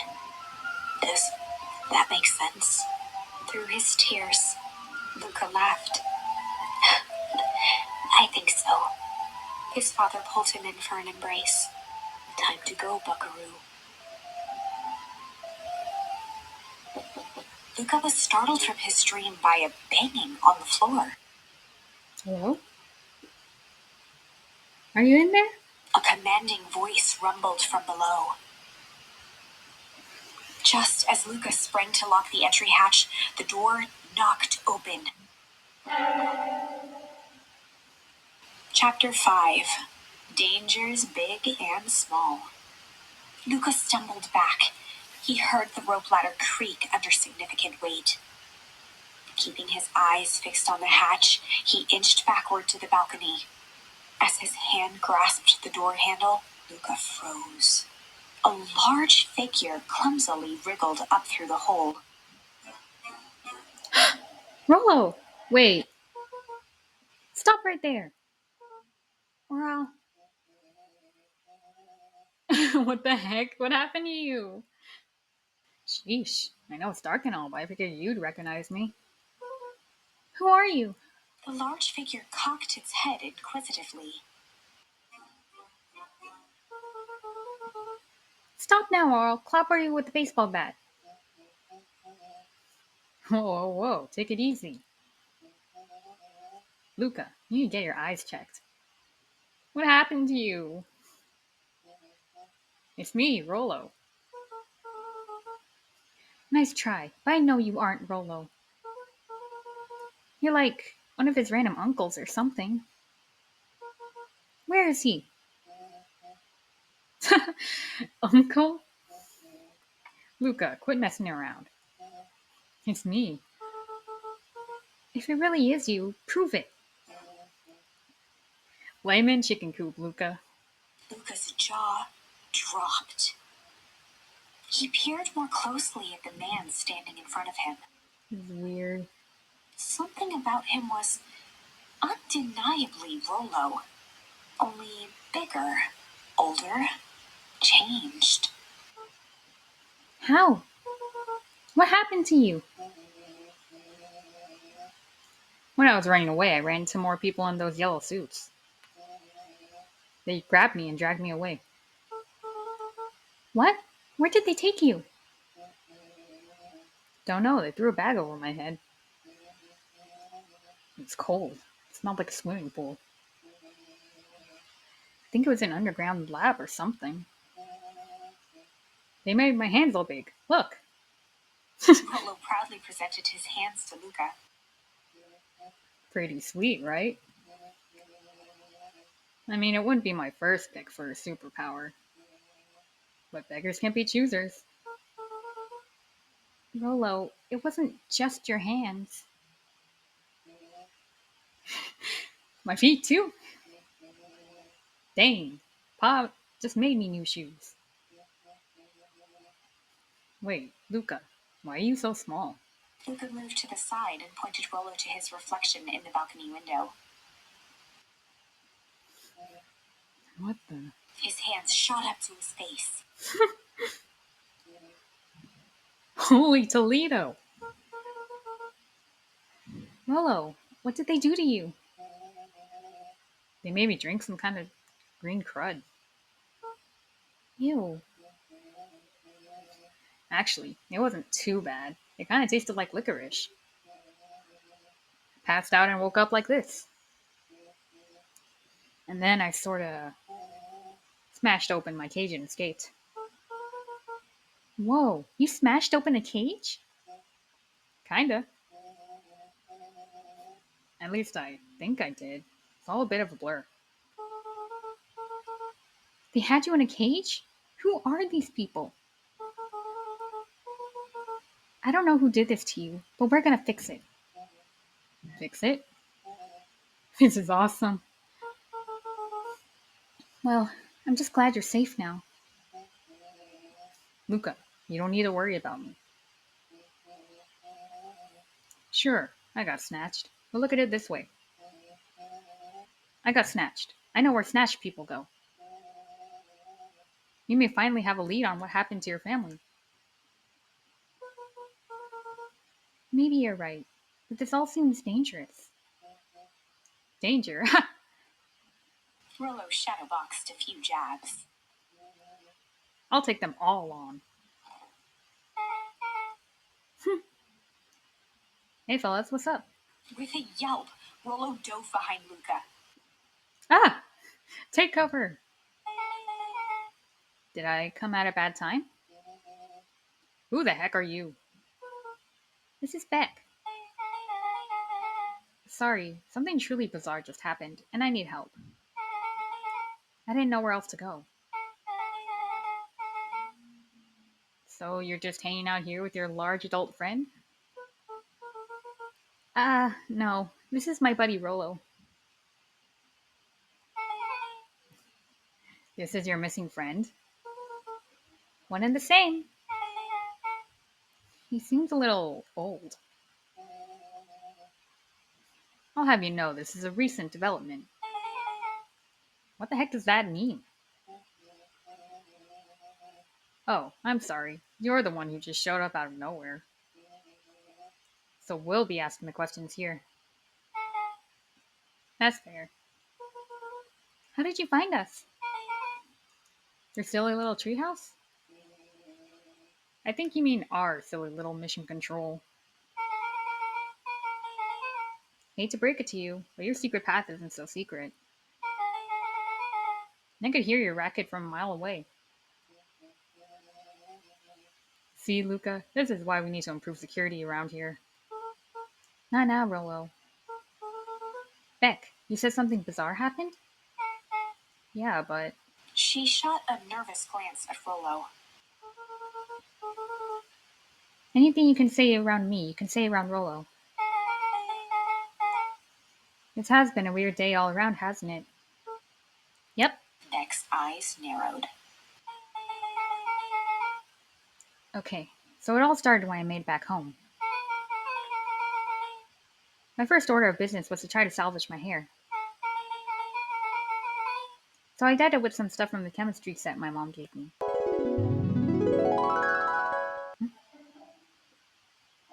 Okay, just need to play it cool and hope no one notices.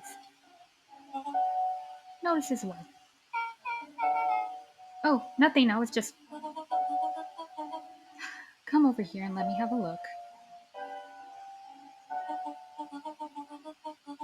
Oh, honey, what in the world did you do to your hair?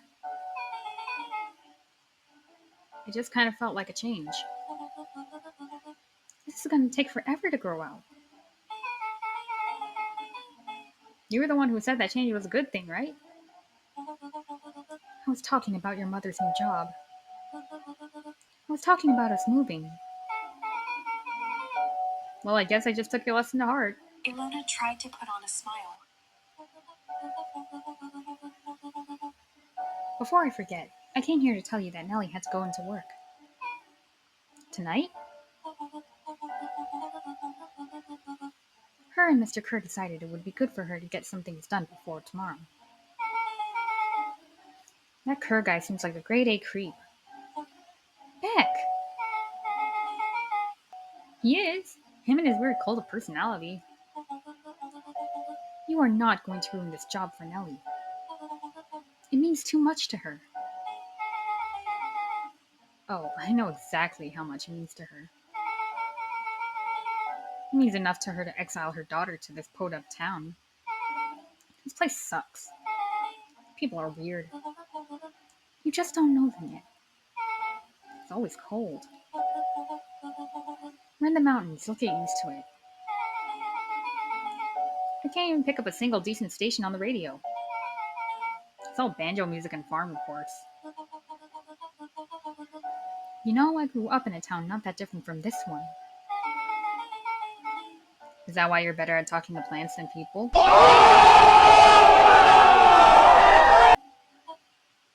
Okay, so here's what we're gonna do. First of all, you're grounded. What?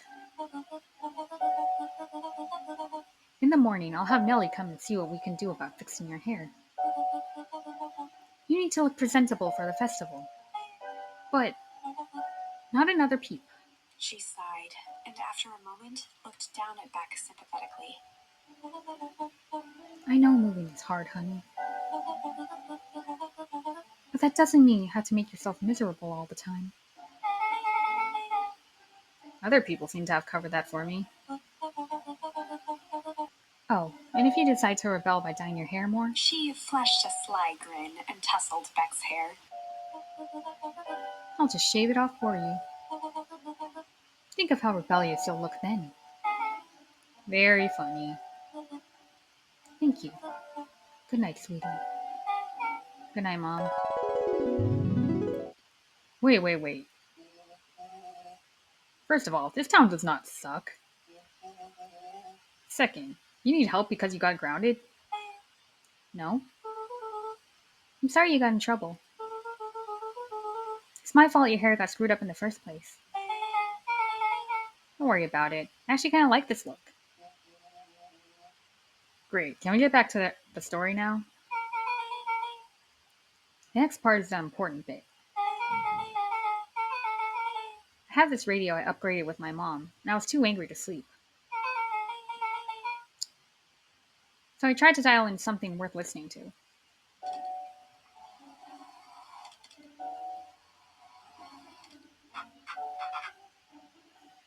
Mr. Cole, are you there? Mr. Cole. Yeah, I'm busy. What is it? Apologies. I have a founder on the line. Pass him through immediately. One moment. Hello, sir. So nice to hear from you. Skip the pleasantries. It's a report on our new lead researcher of deep engineering. Nellie Moonwell seems to be integrating nicely. At this very moment, she's working to help us meet our deadline. She offered to work overtime before I even had a chance to suggest it. Excellent. And you have faith that she's capable of finishing the work left by her predecessor. Her work must be complete before the festival.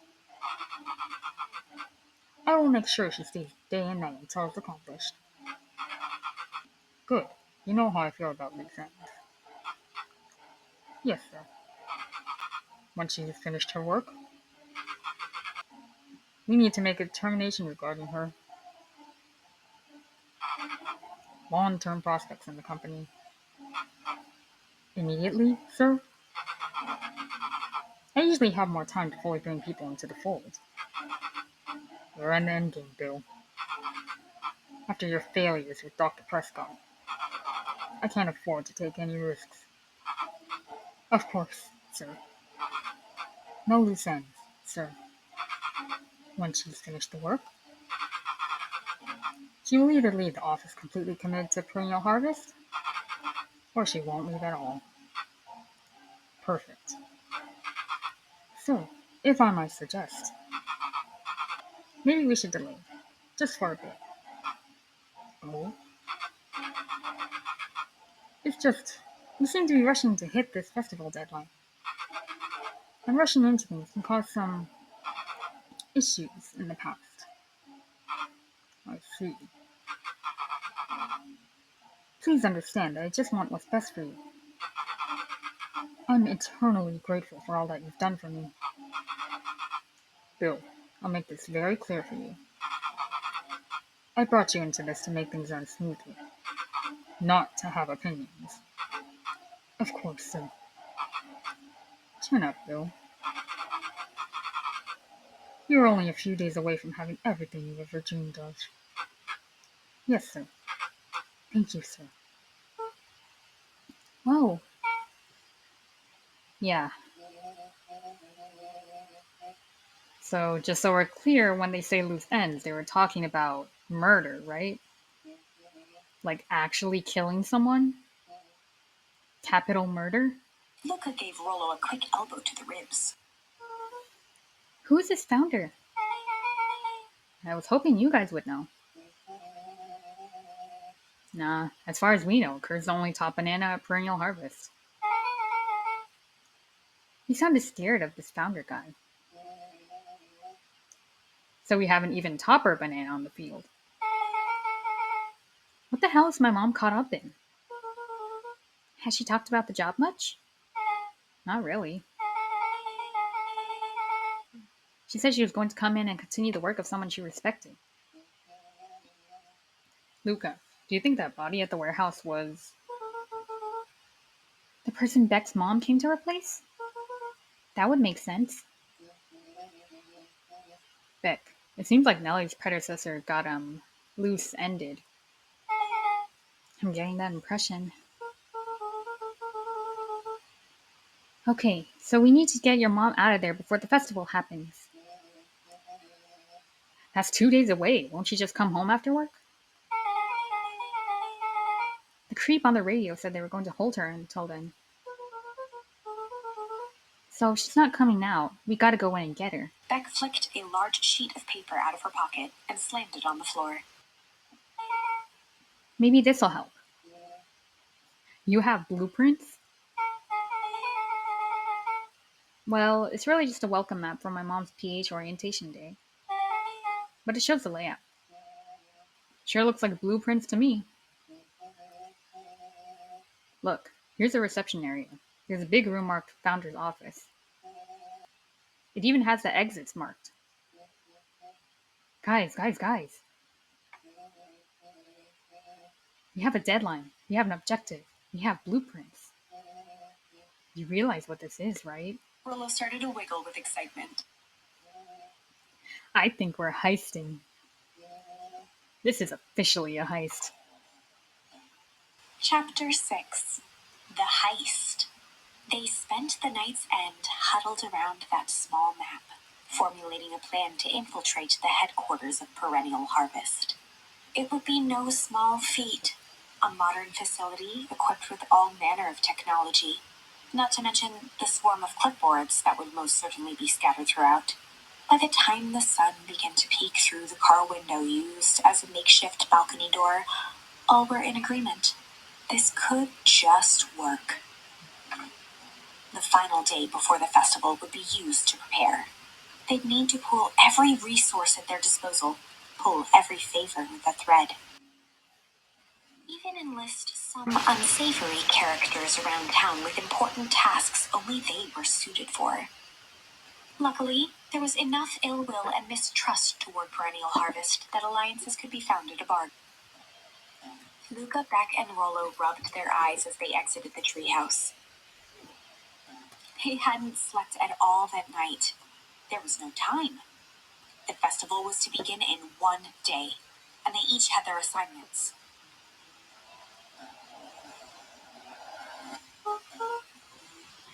Alright, quick recap.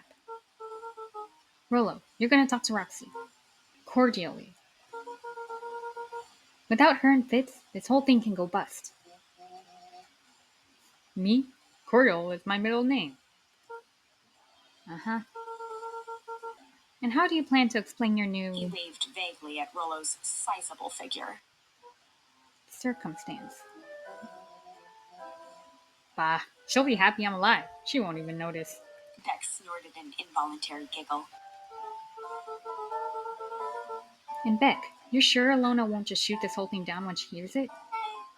She'll listen. Once she understands the danger Nellie is in, the danger we're all in, the plan will make sense. Okay. That leaves me with Jeff, then Iggy. How are you going to persuade them? I'll think of something. They each looked at each other with sleepy confidence and nodded. Well, Godspeed.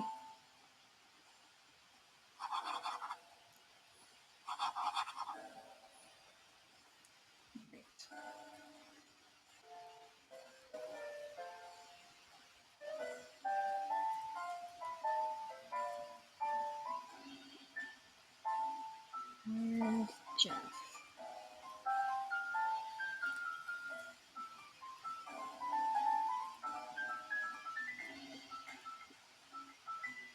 Undaunted, he shook his head. Over? No. Endings are merely a state of mind. This doesn't end until I give up. Wow. I admire the conviction. But can he really pull through? Who's to say? Where are you, Jeff? Or Iggy and Tish? Don't have anything.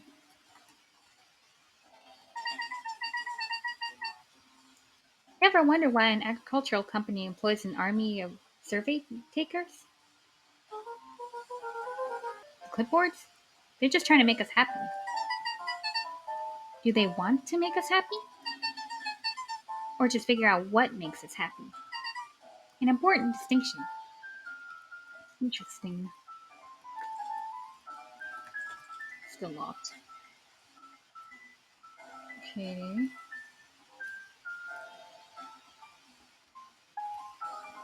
Oh, there you are, Jeff. Hey, Jeff. What can I do here for? Well, I know how much you hate perennial harvest. Hate's a strong word. Oh, sorry, I didn't say it was a wrong word. Gotcha. So, we're gonna break into their headquarters, and I thought you might be able to help. Jeff wheezed out a long snicker.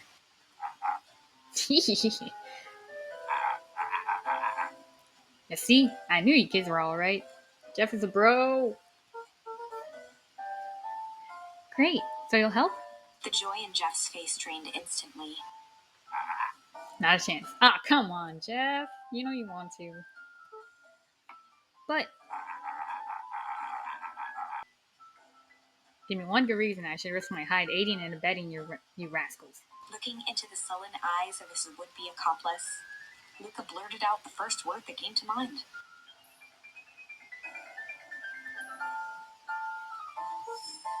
Junk!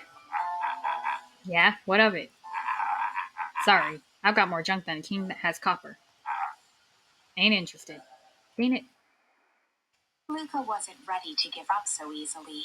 He shouted out again.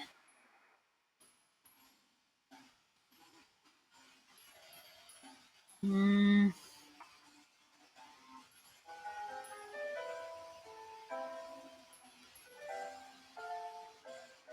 Crooked? Crooked! Ah, they're all crooks. Like cockroaches. Stamp one out, and another comes scurrying along to take his place. Come on, Jeff.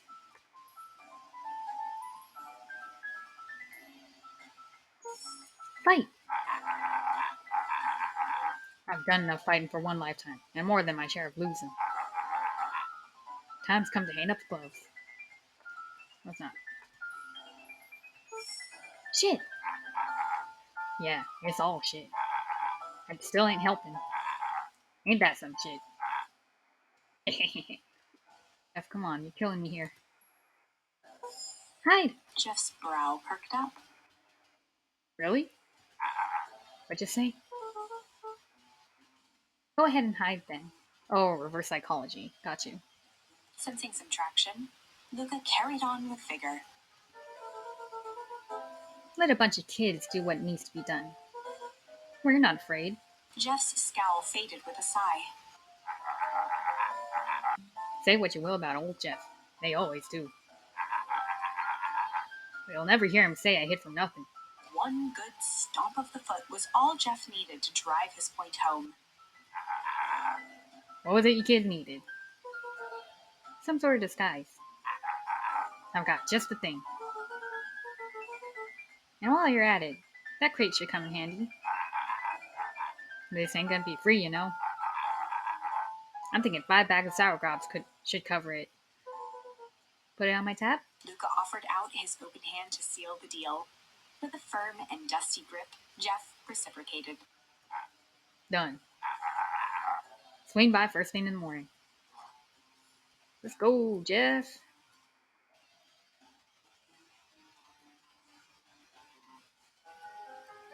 I can't talk to Kato. Okay.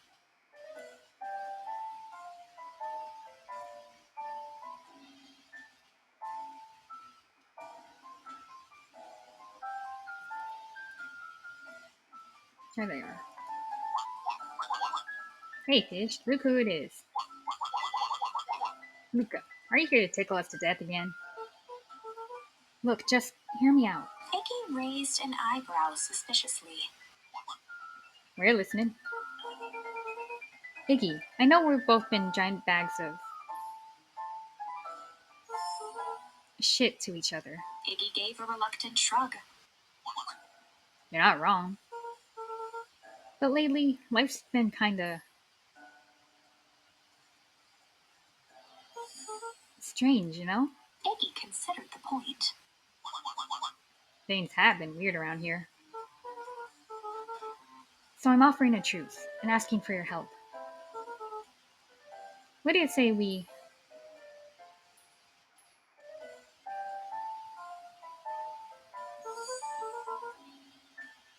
pull our hostilities? At least for now. Pull? We don't pull away from nothing. Buzz off. Oh shit. Luca knew they'd need Iggy and Tish to pull this off. He tried again. Okay, so it's the same Iggy thing. gave a reluctant shrug. Strange. Iggy considered.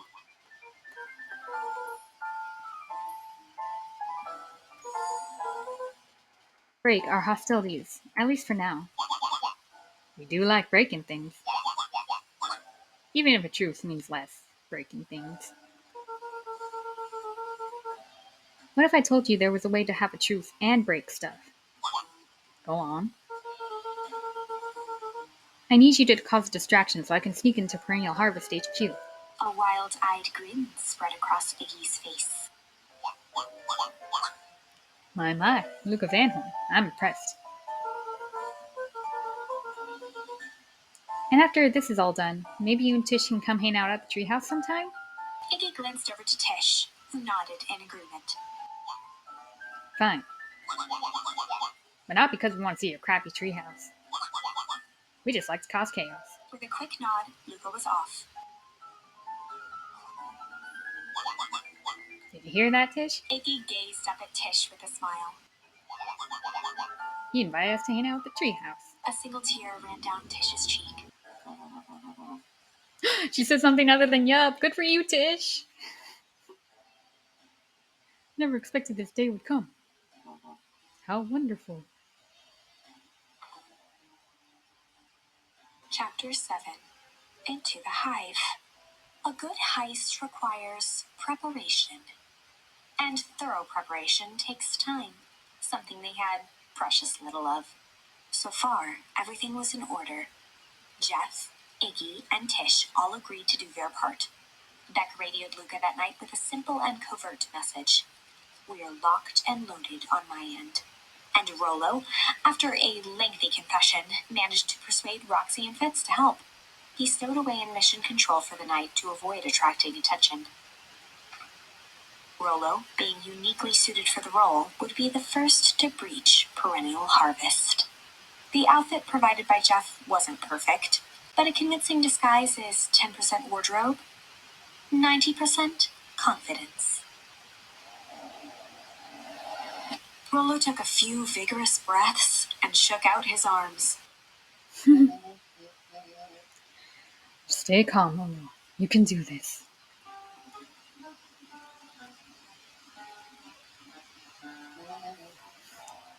Got your delivery here. A delivery? I don't have anything in my notes about delivery. One moment.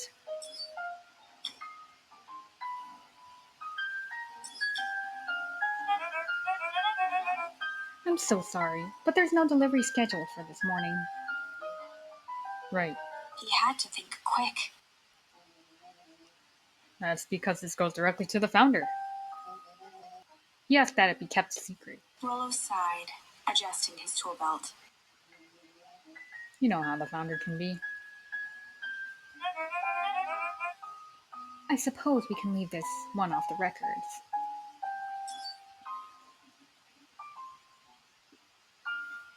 Our harvest awaits and such. With a stroke of his mustache, Rollo proceeded into the Perennial Harvest headquarters. Our harvest awaits. Package here for the founder. Oh, I didn't hear anything about. Yeah, this is a need to know kind of thing. I'll check. He stammered and flipped through the pages of his clipboard.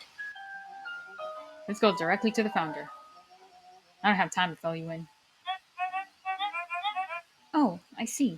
If you could just complete this form. Rollo interrupted with urgency in his voice. Every time with the forms. Look, if you want to explain to the founder why I'm late, well, it's your funeral. I'm sorry. What did you say your name was again? I'm. Rollo panicked. Our harvest awaits! Sir? That's a restricted area. Excuse me, sir. Oh, shoot. Our harvest awaits! Ready to light this candle, Tish? Yup. Suck on this, perennial ham fist.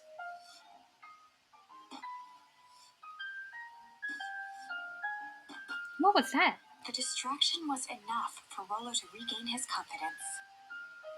Just open the damn door. I've got a job to do. The clipboard fumbled around in a frenzy.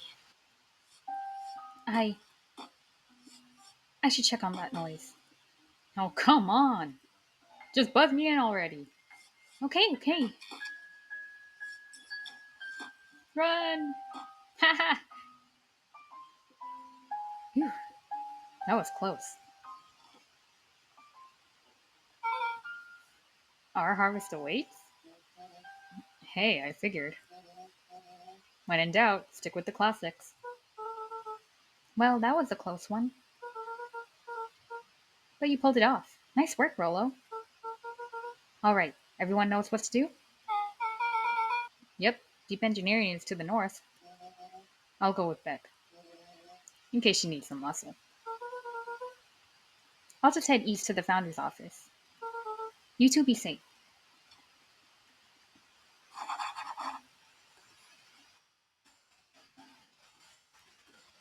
That's odd. Not even any cups for the water.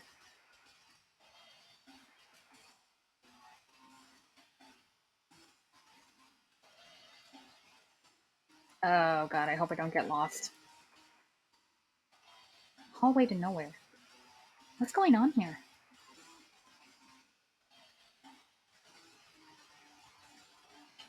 Oh wait, there was another. Why does it have to be a maze? I don't know where I'm going. The whole place just feels fake. But of all things, a fake plant?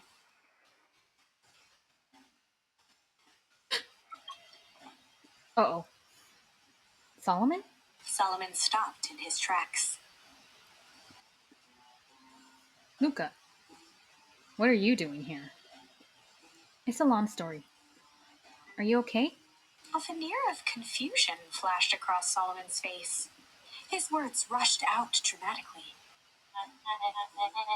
No, I am most certainly not okay. Some strange people grabbed me and. Were they in hazmat suits? Yes, how did you know? They brought me here and locked me up, and when they were distracted, I ran. Dang. Okay, you should stick with me. We've got a plan. No! Solomon's facade briefly faltered. We? Yeah, Rollo and Beck are headed to deep engineering. Thank heavens you found me. We've got to get out of here. We can't just leave yet. But they'll catch us again. We gotta do something first. When you were running, did you happen to see a door marked Founder? Founder? Why are you looking for him? I'm not. I just need to get into that office. Now that you mentioned it, I do think I saw a door that said Founder. It was just down this way. Luca happened to notice a plaque above the door. Office of the Founder. Knocking comes with a consequence. Oh, here it is. So it is. It's pretty lucky that I ran into you, or else I might have missed it. Truly fortunate. Luca tried the handle. Locked. Solomon leaned forward to examine the mechanism. Incredibly, it seems to be some sort of electric lock. I don't see how we could possibly defeat a lock like that. Luca smiled and looked at his watch. Let's just wait a minute. Oh,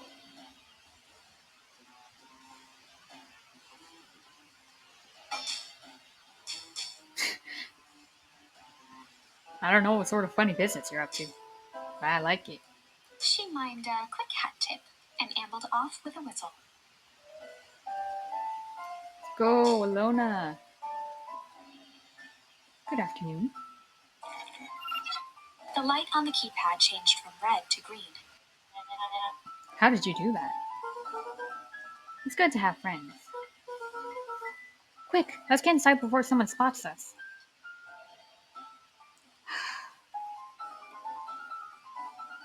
Luca switched on his walkie-talkie. Rolo, I'm in. As expected, here's a control panel. Great timing. Great timing. We're stuck at a locked door marked number 24601. Need to get us through. What if someone catches us? We should get out of here. I'm not leaving my friend, Solomon. On the computer screen, a green cursor blinked in a password field. Surely, you don't have a way to get around the password. Hmm? Luca pecked out his best guess. Underground secrets.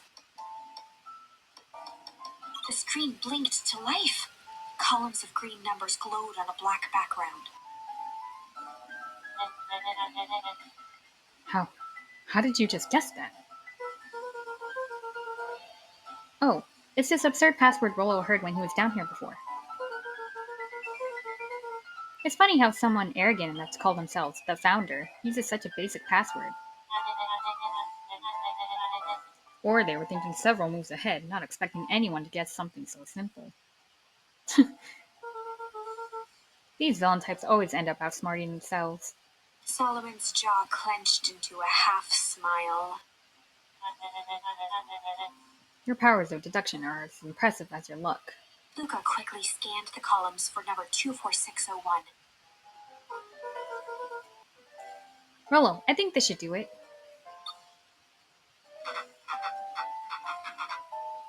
Bingo bango, doors open. Luca, you never fail to impress. What is that slippery lout even doing down here? We have a friend whose mom is in trouble. We're here to help her out. I see. Okay, Luca, I think we're close. Next door is marked number 13806. Once again, Luca scrutinized the numbers on the screen. In that moment of distraction, Solomon reached forward and pressed a large red button. Uh oh. Maybe this one opens the lock?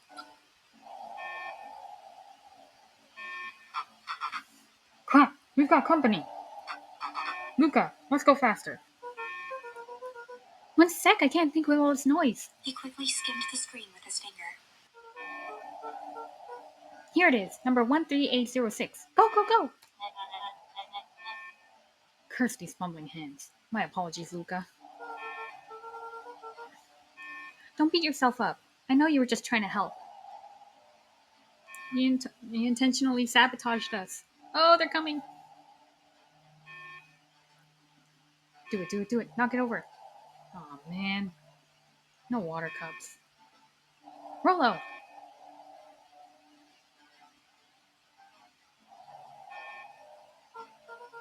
Rollo, are you okay? Rollo, come in. Oh god. Mr. Kerr approached with a sneer and spoke into his walkie-talkie. You can turn off the alarms. They're trapped. With self-satisfaction, he called into the hallway. That, my dears, is a dead end. Nowhere to run. Oh no. Rollo, where are you? Are you okay? Yeah, I think we lost him. Making our way back to Nellie's office. Oh no. Okay, you two rabble rousers are coming with us. Nope. Oh, get him, Roxy. Make a break for it.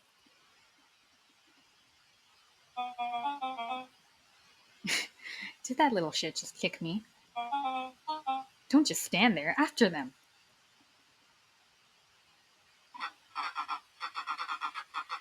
Okay, I think that worked. Roxy and Fitz had them on a wild goose chase. I'm having trouble following what just happened. Like I said, it's good to have friends. Rollo, how long do you think Roxy can distract them? How long can Roxy keep someone so pissed off they can't see straight? Let's just say we've got time. Entering Nellie's office now. Mom! Oh, honey, what did you do to your hair? I thought you'd be happy. I finally used the Young Chemist lab kit. You sure have a knack for making me incredibly proud in the most frustrating ways. We need to get you out of here. We? Who is your adult friend? Oh, I'm not an adult. Never heard of a growth spurt? I had more of a growth spew. No, that's not possible. Nellie leaned over to examine his teeth. Substantial banding on the enamel of the molars, consistent with Tempest's liquamine exposure. Is that what you call the gunk they forced me to drink? You drank it? Oh no. Oh, oh no. You told me it was only to be tested on plants. Oh, Beck. Sweetie, I promise, I didn't know. Mom, what the hell is going on at this place? I was brought here to work on the discovery of a lifetime. A novel chemical compound was discovered under Beacon Pines in a wellspring they call the Source. They named it Tempest Liquamine. It pulls energy from its surroundings in order to fundamentally alter matter's relation to time. It was a secret to Valentine's fertilizer. They harvested the source, infusing small amounts of Tempest liquamine into the product. It worked wonders, drastically accelerating plant growth. Crops will be ready for harvest in a fraction of the time. But it led to complications. Foul harvest? Perennial harvest came in to clean up the mess, to succeed where Valentine failed. But Tempest liquamine is rebellious. Rebellious? You can think of it as a manifestation of change itself. It's volatile by its nature. So the more you try to force it to do a specific thing, the more it resists. Yes, I can relate to that. My goal was to finish the work of my predecessor, Dr. Prescott, harnessing Tempest liquamine to reliably manipulate an organism's age. Just imagine how many people we could feed. Mr. Kerr was very insistent that we achieved a successful result before today's festival.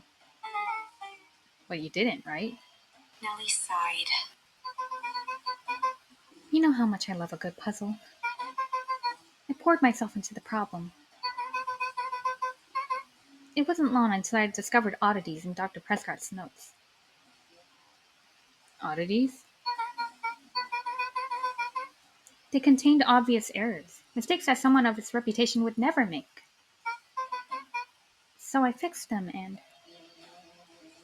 now I get to replace my entire wardrobe? I really am truly sorry. Meh, those clothes are all hand-me-downs anyway. It sounded like Dr. Prescott figured it out, got cold feet, and intentionally sabotaged his own work. I had considered that possibility. I've sent a letter asking him to clarify his thinking. Mom, Dr. Prescott is dead. Kerr had killed him. What? I overheard them talking about it on the radio. It's why we gotta get you out of here. I just. Like, now. Wait, the vial! I finally solved the chemical equation, allowing direct control of aging. Mr. Kerr picked it up just before you came.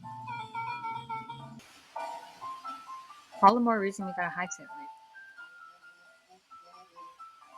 Luca, we've got Dr. Mudlow. Heading your way now. Roger that. Be careful. Alright, everything's on track.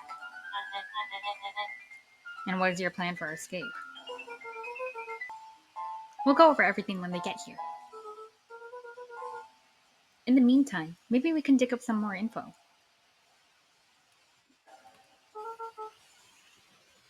Malice 80 proof whiskey. Uh oh, it's gonna transform? before us, and then what's gonna happen? A hard drink for a hard man. Wow, even his alcohol is arrogant. Solomon muttered inaudibly. I should just ignore you right now. What's that? I said I shouldn't bother you right now. Don't be silly. You're no bother at all.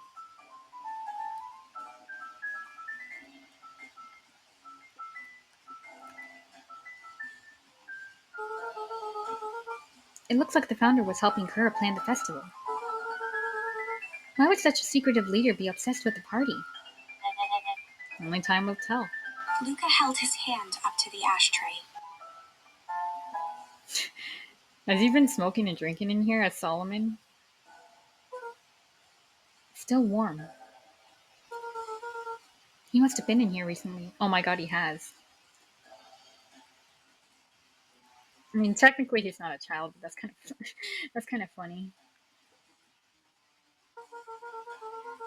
Let's see what else this bad boy has on it. Security system, time card logs, payroll. You know, for being so evil, this guy sure is boring. Solomon once again muttered under his breath. Just too late. Huh? Oh, nothing. Luca tugged on each of the cabinets. Dang, this must be the good stuff. They're all locked. Perhaps he's not as careless as you suspected.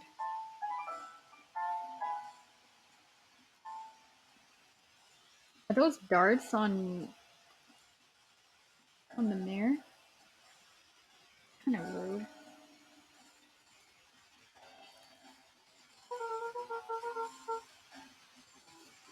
I'm really sorry I got you dragged into this mess, Solomon.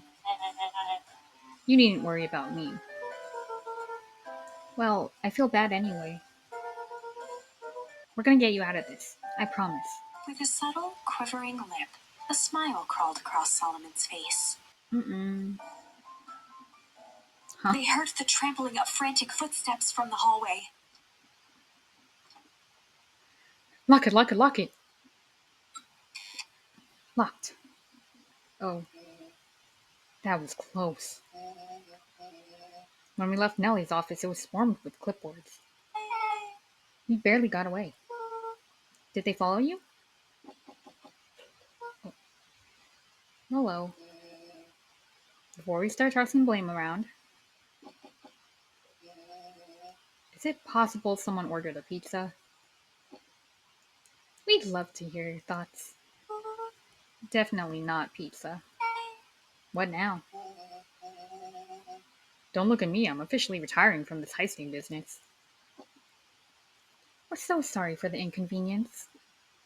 We just have a few quick questions. Just let me think. Can someone watch the door? Of course. Mm-mm. Everyone else, huddle up. Oops. I think this little caper has gone long enough. Solomon, no! Hush now, child. The adults are speaking. Dr. Modwell, a brief reintroduction is in order. Oh god. We've never met in person, but we have corresponded. You see, it was I who hired you.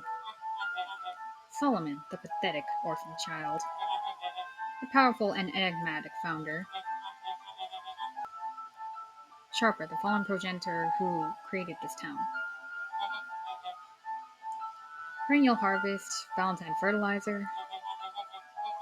All connected by a single thread. Yours truly. But that's... Her eyes searched the floor in thought. Solomon watched eagerly, waiting for the flicker of epiphany. With a sickened look, she peered into his soul. Yes, now you've got it. Tempest Liquimine, you discovered how to reverse the process? Solomon clapped with genuine delight.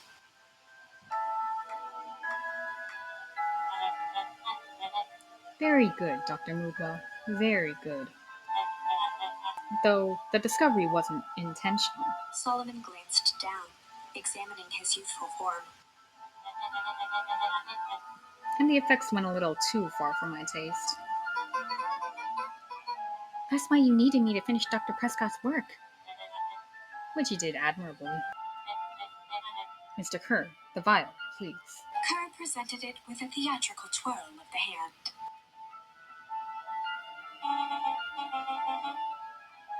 May I present you with the eighth wonder of the... Before he could finish, Rollo snatched the vial from Kerr's palm. Hey! Wow, this stuff sounds pretty valuable. Be careful, you fool. You have no idea what you have in your hand. Actually, we do. You just did a whole evil villain monologue thingy about it. Rollo casually tossed the vial to Luca. Gosh, maybe I'll have a taste. Luca jiggled the vial mockingly. Seize him. Luca! Over here! Move another inch and I smash it. She held it tightly behind her back. Solomon sighed, speaking in crisp, measured syllables. You have no plan. I'll smash it, I swear. Fine. Risk killing us all. Or, if you're lucky, nothing happens. Then what? We capture you and grant you much less leniency. He pursed his lips with feigned sincerity. But I gave you my word. If you hand it over now, none of you will be harmed. A deep uncertainty washed over Beck. You're a smart girl, Beck. But there's no shame in being outwitted by someone smarter than you. We both know there's only one way this ends. She looked to Nellie shakily.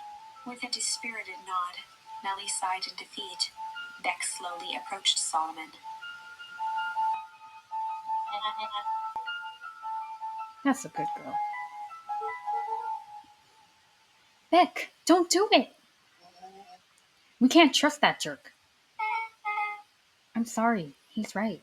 With apprehension, Beck conceded. What? Solomon pocketed the vial and brushed off his shoulder with a sharp flick. Mr. Kerr, you have allowed yourself to be humiliated by a group of children? Report to my office tomorrow for a performance review. The blood drained from Kerr's face. Of course, sir. But first, you have a speech to make. Trot out there and give me an introduction I deserve. And don't forget to smile. Yes, sir. And to think, all of this is thanks to the efforts of Mr. Van Horn. I don't understand. How is this all because of me? Ha! I said Mr. Van Horn, silly child. Dr. Walt Van Horn. Your father was always a thorn in my side. I offered him an opportunity to be part of something great, but the fool was blinded by righteousness. He even broke into my laboratory in an attempt to sabotage my work.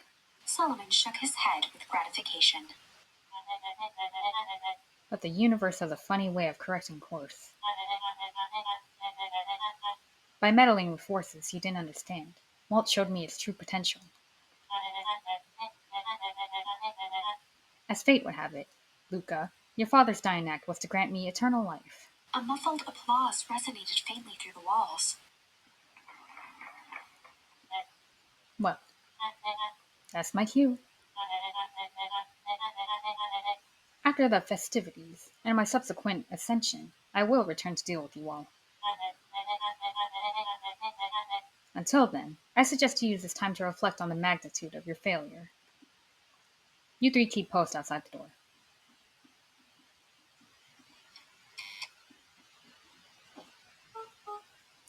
Oh, crap.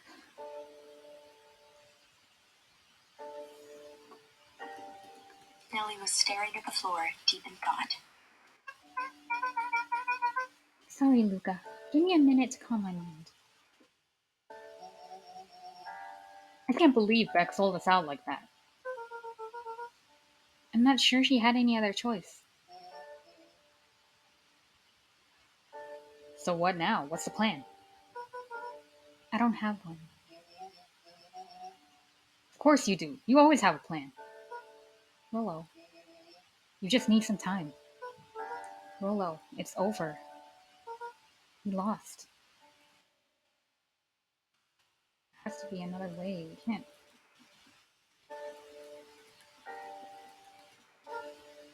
Hey, I'm sorry, Luca. I did what I had to do. I know, it's just. We were so close. I've got a feeling that eventually Solomon will get what's coming to him. Time moves all heals. Well, time seems like less of an issue for him now. Luca, there's something you should know.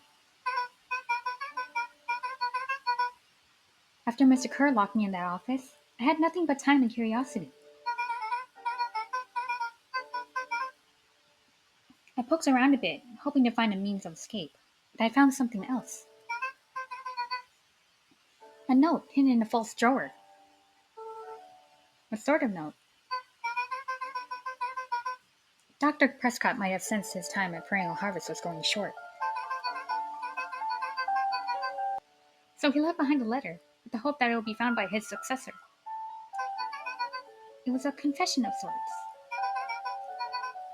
He left it for me, but its contents. Luca, I think they were meant for you. Why? What did it say?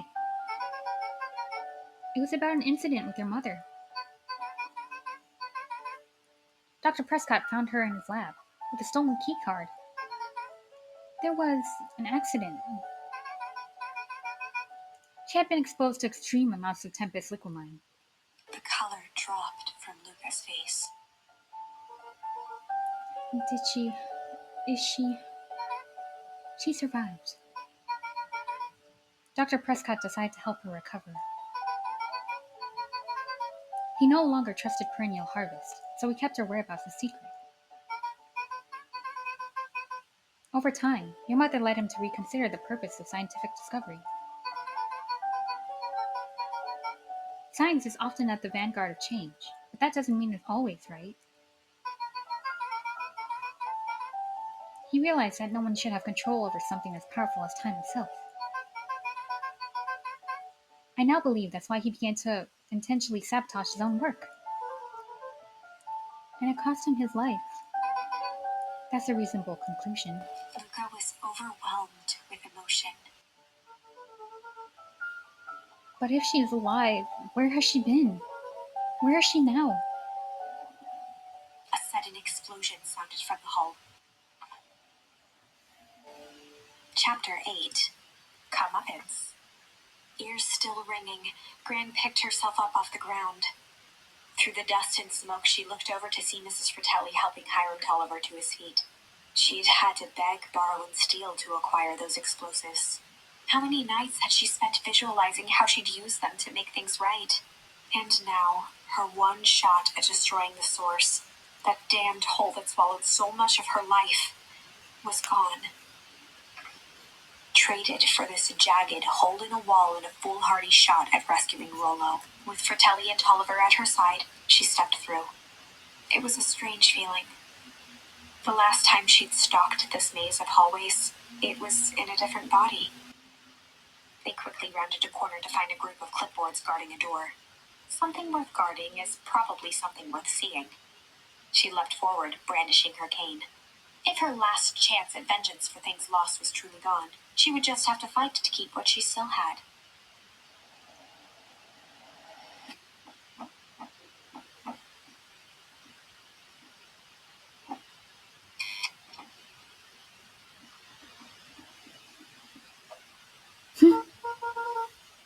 Gran, what are you doing here? Luca, What are you doing here? We're here to save Nellie. We're here to save Rollo. Maybe Mrs. Lucas Gran. That's awfully nice of you, but I'm fine. Oh no, what did they. Grant, there's no time to explain. We have to go now. Come on, everyone. We've got a party to crash. They made their way out from deep within perennial harvest, just as Solomon finished up his speech. Thankfully, we can dispense the formalities from here on out. Solomon pulled a glass vial from his pocket. We've got to stop him. In one smooth motion, he downed its contents. Uh-oh. A triumphant smile grew across Solomon's lips. No! Well, I guess that's it. We lost. I wouldn't be so sure about that. With a mischievous look, Beck elbowed Luca. Remember when I had the vial behind my back?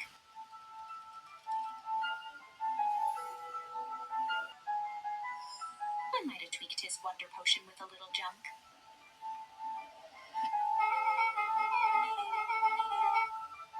Can't wait to see the look on his face when he realizes he drank his own cigar ash. How did the ashes get into the vial? It was pretty easy to mess with the vial when it was behind my back. Oh, that's sneaky.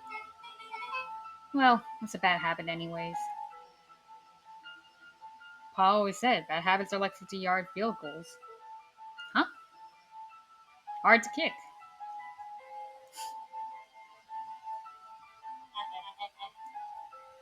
You can all call me Sharper Valentine. His body and face began to contort and expand as he disappeared into a belching green mist.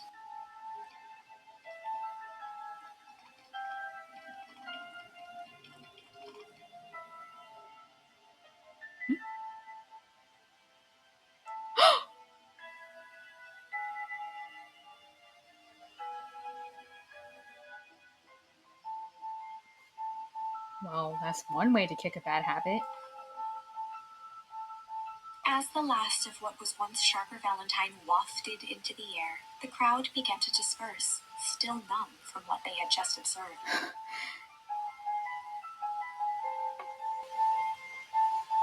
Sharper Valentine was gone for good. His end would be a new beginning for Beacon Pines, a new chance to let go of the things they had lost and grab hold of a new future. The end. Well, I'd be lying if I said that wasn't a bit gratifying. If that feels to you like a good note to end on, I won't stand in your way. Okay.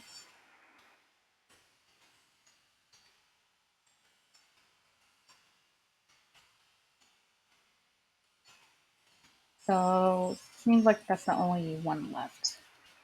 We try malice or change.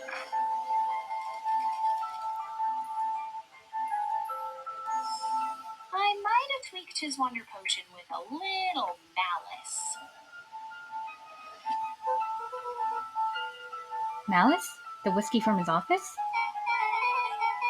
Yep, dude had an unfinished glass on his desk. Figured his grow juice could use a little hair of the dog. You can all call me Sharper Valentine.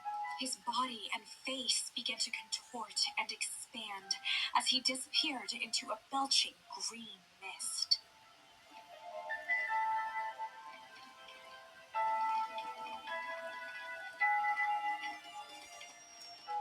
Oh!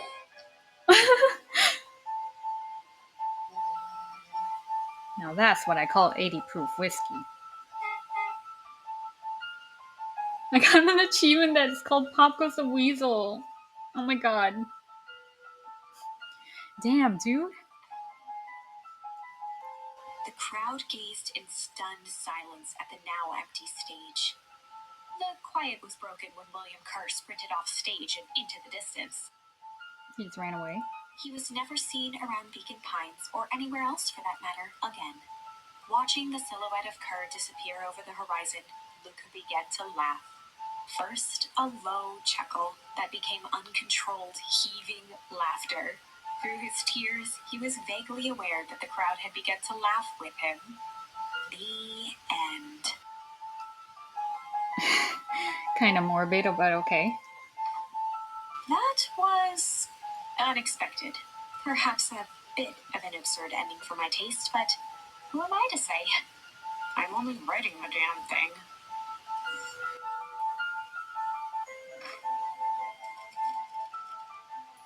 Finally, change. I might have tweaked his wonder potion with a little change. Like pocket change? Your unlucky penny! Yeah, I popped it in the vial when no one was looking. What's that gonna do? No idea. That's the beauty of science. Now we observe. You can all call me Sharper Valentine. His body and face began to contort and expand as he disappeared into a belching green mist.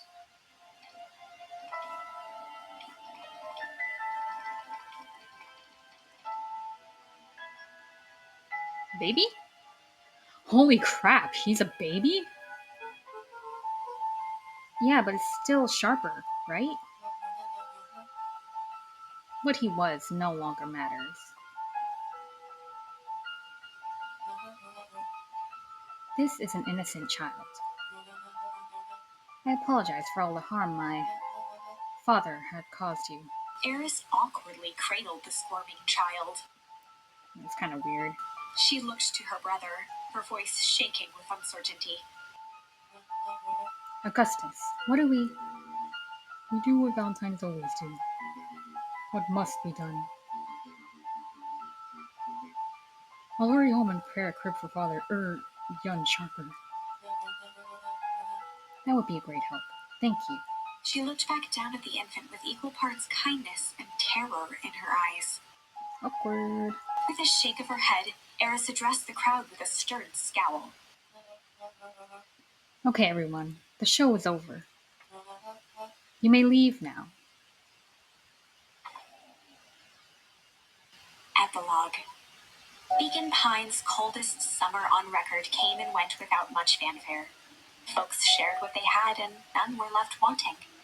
The new school year was ushered in by the falling leaves of autumn. After everything Luca, Rollo, and Beck had been through, middle school was bearable. The chill of winter didn't seem to bother people much. They kindled a hope for a better future in their hearts. When spring arrived, farmers planted their crops with a sense of joy and optimism. And as the dawn of the first day of summer came again, its light slowly spread through the shallow valley. It crept over the town square, across the river, past the neglected welcome sign, and came to rest on a young boy sleeping at dawn, his mind at peace, knowing he is here for a reason.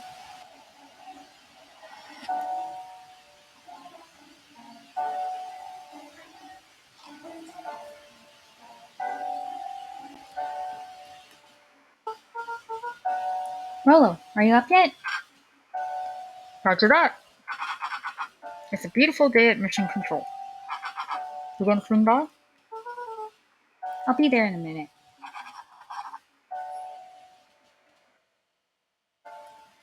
Did our grand slash mom reveal the truth to us, or are we still not know? Over time, Eleanor began moving Walt's old things out of the closet and into storage. Oh, okay, so we know. Eleanor had moved back into her bedroom, and now that she wasn't sneaking out late, she even slept there most nights. We go in? Oh, we still can't go in the room.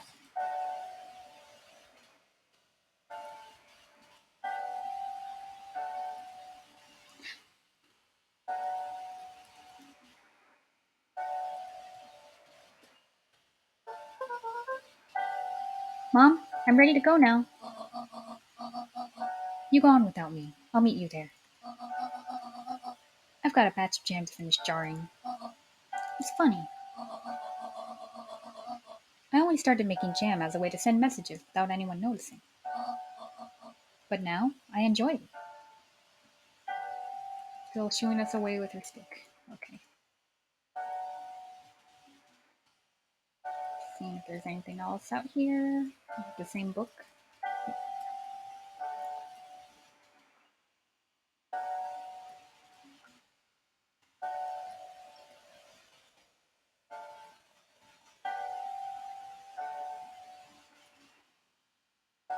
Let's see if we could talk to Dad one last time.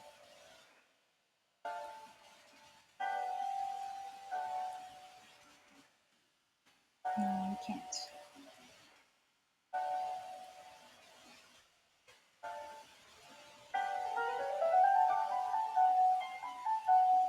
Roxy,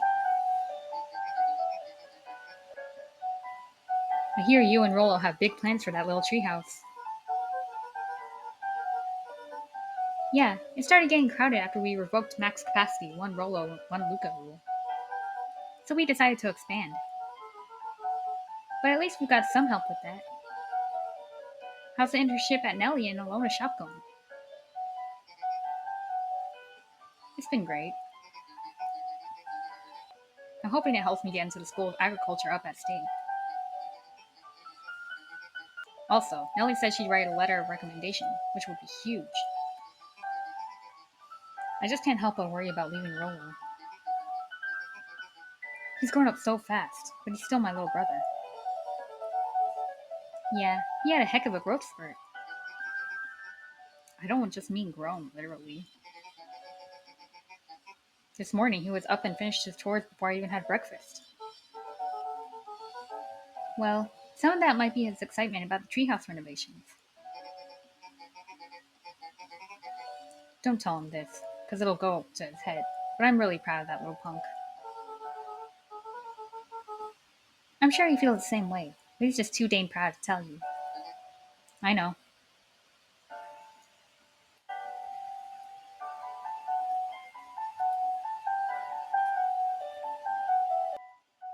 Oh, there's Gus. Hey, Gus, how's the tree planting going? Oh, he's so happy. Couldn't be better. I'm so grateful to Alona and Nellie for letting me help. I just wasn't built to be a mayor. Too much bureaucracy. Oh, why are they still here? Gus, we finished cleaning up the sidewalks. What's next? When perennial harvest collapsed, most of the clipboards skipped town.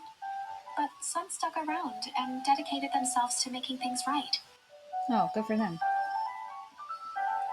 Anyone with a knack for art can help paint the new offices. You can count on us. Well, it really looks like you found your calling. I never really felt comfortable telling people what to do. No, this right here. This is something I can be proud of.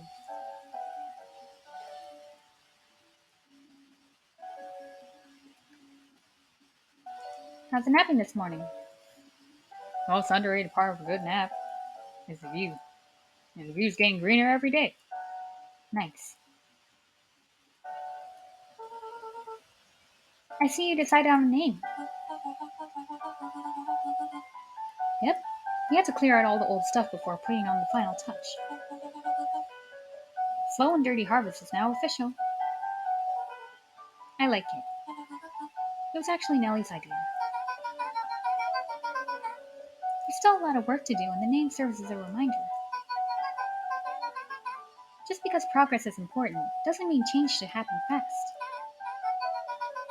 In fact, I've learned that the more that you care about something,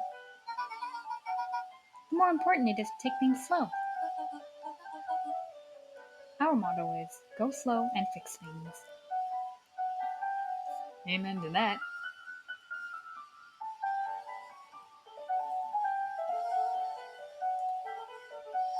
Oh, let's see the rest of the town.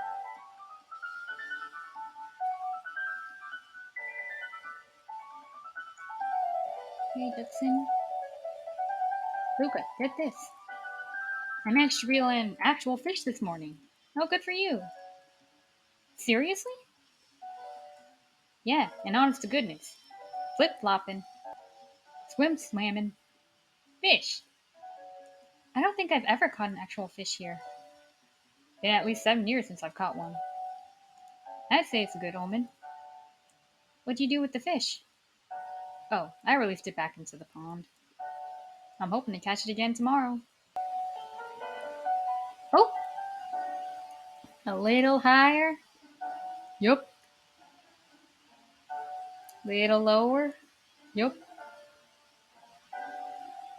Little higher. Yup.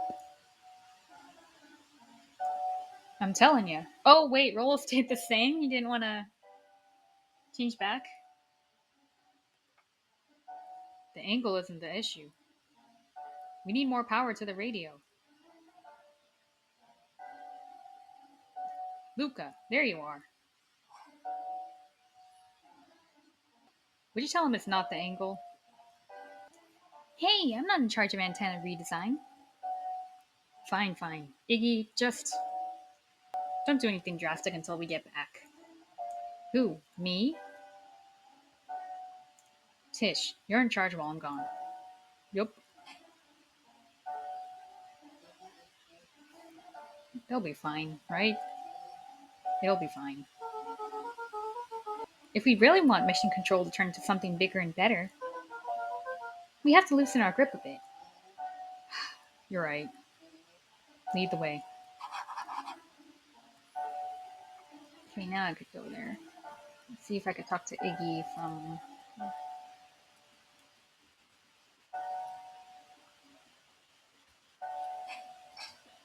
Luca looked up at the satellite dish.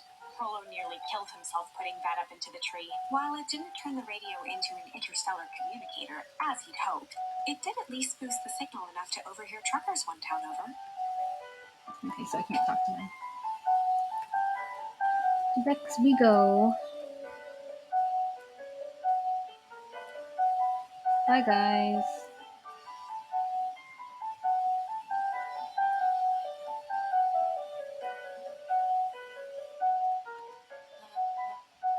And Mr. Van Horn. How's little Solomon, or Sharper, doing? That's side eye. Young Sharper seems to enjoy nature more than I, so we do a lot of strolling these days. Has he, attempted to crawl out of his crib and plot world domination? Yeah, thankfully, no. I spoke at length with Dr. Moodwell, and she feels that Sharper's infant mind was not developed enough to retain its previous memories. For all intents and purposes, the child is unmolded clay. Let's hope he's a little nicer the second time around. That is the objective, yes. But really, all I can do is try and hope. Two activities I am endeavoring to find less distasteful. Well, I think you're doing a great job. And the whole town is ready to help out whenever we can. Can't wait to teach him throw a baseball. Eris did her best to ignore the tears welling in her eyes. That would be acceptable. It's kind of weird though. Like when he grows old enough to talk to you and ask, what are you gonna tell him? Are you gonna tell him? I don't think they're gonna say, "Oh, you're my dad, kid," and they'll probably just raise him as their own and pretend like nothing really happened. But in their mind, it's just like it's kind of awkward, isn't it? It has to be a little bit. What's today's news that needs knowing? I'll give you tomorrow's headline today. Our old friend Patrick C. Montesquieu, aka William Kerr, just performed a stirring rendition of the Iceman Comet at the State Correctional Facility. Oh, I hear there wasn't a dry eye in the house. Well, I guess he has plenty of time to work on his craft. Hey, Dawn.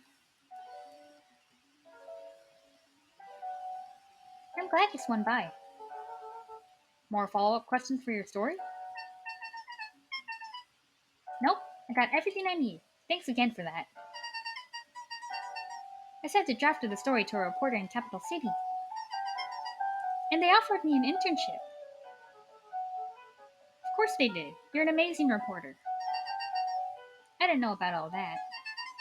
Story about a phony corporation that picked up an entire town of people and moved them to cover up a massive illegal mine shaft full of incredibly hazardous chemicals. Sort of writes itself if you think about it. Just don't forget us when you become a fancy big city reporter. Capital City isn't that far away. I'm gonna have to come back from time to time to check in and see what sort of new trouble you've gotten yourself into. Sorry to disappoint, but my adventuring days are over. Ha! We both know that's not true. What makes you say that? Call it a reporter's intuition. Oh, finally, go into the diner. Oh, it's another clipboard. Can't talk to him though. Luca squinted at the faded photo of him and his mom at the diner. Memories of that day came flooding back. Okay. Hello, Mrs. Fratelli glowed with a carefree smile. Is that your suitcase? That is 2 weeks of unencumbered tranquility. Excuse me? Would you be so kind as to take my order? 2 weeks of sand, margaritas, and forgotten obligations. Excuse me. I'd love to place an order. Mrs. Fratelli sighed with a zen-like calm. Just as soon as the lunch rush ends. I'll be a feather on the wind. You're going on vacation? For the first time in years. And I've got you and your mom to thank. Why's that? She didn't tell you yet? You two are going to fill in for me at the diner while I'm gone. Just like old times. It's fine. I'll wait.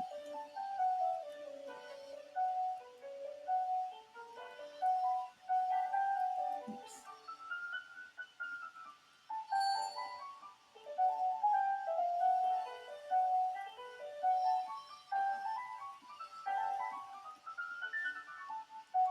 He looked to his friends with a thankful smile.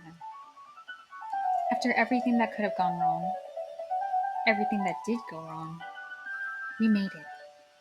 The end. Closing her eyes, Miss Hatch took a deep, relaxing breath.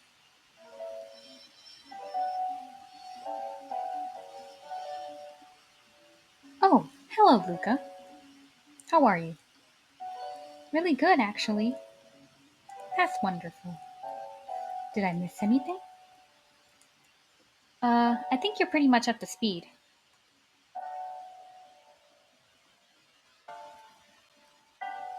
Oh, where's Lumi? Luca, do you want a biscotti? On the house. I don't really have time. Darrell, you gotta come and see this. I finally did it. I pulled a perfect espresso. Ah, Lumi, if I didn't know any better, I would think you're proud of something. As if. No. It's too late. You are now officially a person that cares.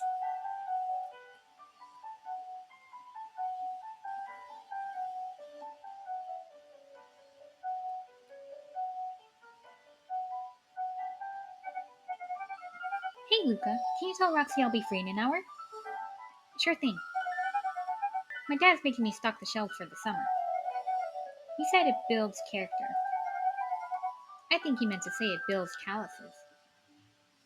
Builds character. Yeah, it builds something, alright. Luca, can I interest you in a delicious apple? He playfully waggled an apple.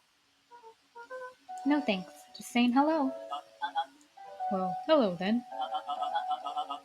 Mind telling your mom we need a new creative jam? Already? It's funny, I used to hide this stuff in the back. Terrified that someone would find out about our secret messages. Now everyone wants to get their hands on Eleanor Van Horn's famous spike jam. One last time. A couple more times. Wow, back for seconds? It's not too much trouble. For the longest time, I didn't understand the appeal of ice cream.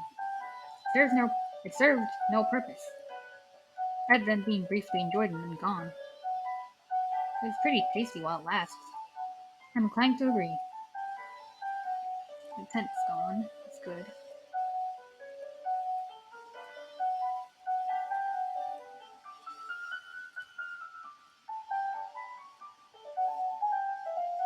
Okay, let's go see Kato last time.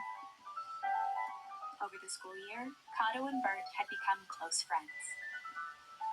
But did you know that when they covered up the source, they found a new species of fungus? Yep, and they studied it in the new labs. Did you know that Beacon Pines is now the smallest town in the county? Yep, close to the population before Perennial Harvest moved in. It typically went on like this for quite some time.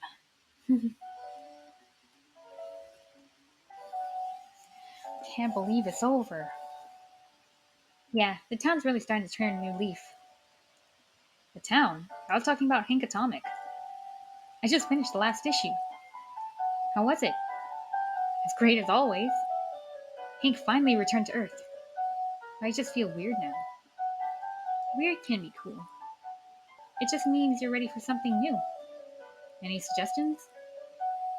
You could ask Miss Hatch about what she's reading. She seems to really enjoy it. Huh, maybe I'll do that.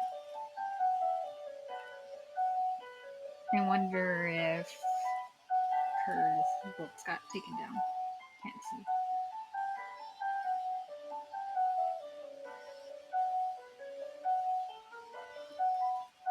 Luca peeked over Piper's shoulder.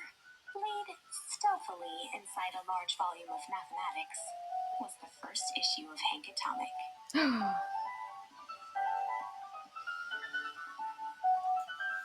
Piper, are you reading Hank Atomic?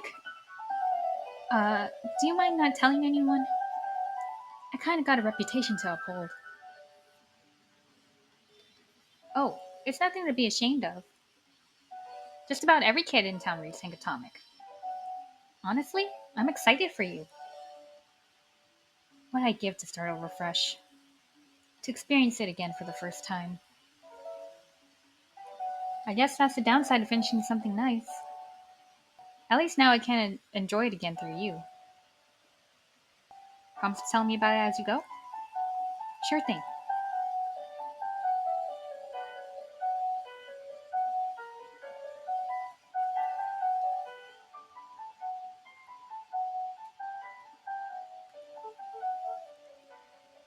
Hey, Mr. Nuncreep. I'm gonna go see my dad in a bit. Did you want to come with? Even after everything I did, you'd still. Mr. Nuncreep shook his head. You really are your father's son, aren't you? I don't think I'm ready for that yet. Well, you're always invited. I bet he'd love to hear from you. I'll visit Walt in my own time.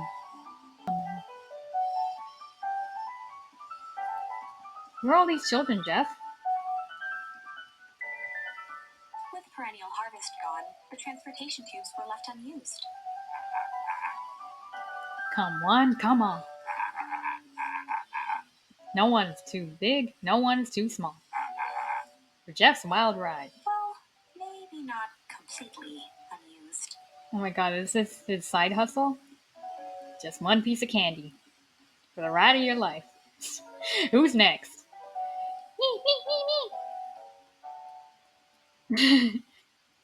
Get it, Jeff. Guess what? Yesterday, I saw a Dynastis Tigius. And that's good? It's great! I haven't spotted one of those in years.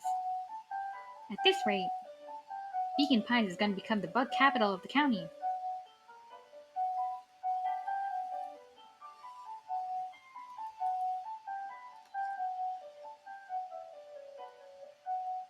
Oh, the barrel's gone.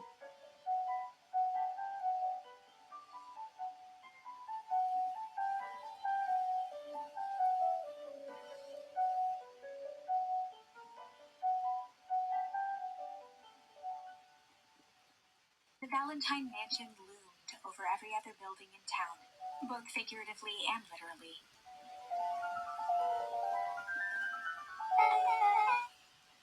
I have news I think you'll enjoy. This morning I unpacked my last box. You're officially moved in? It's just a box.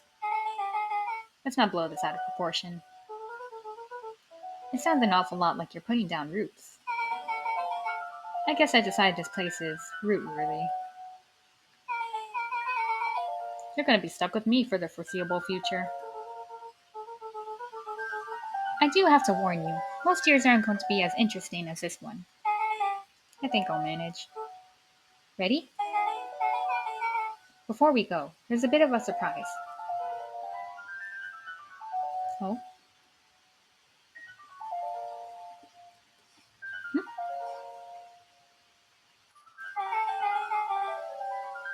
My mom's prepared this tree especially for you. They didn't have to do that. It wasn't just them. Just about the whole town pitched in. We all owe you. It should do okay in the cold of old Beacon Pines, and thrive as things warm up. It's perfect. Aw.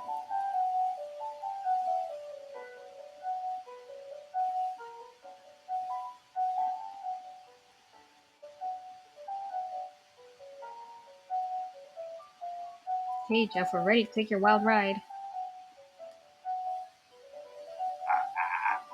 Ah, you got it. Now that's a good looking tree. Been a special occasion and whatnot. This ride's on the house. You're gonna want to hang on tight to that little tree.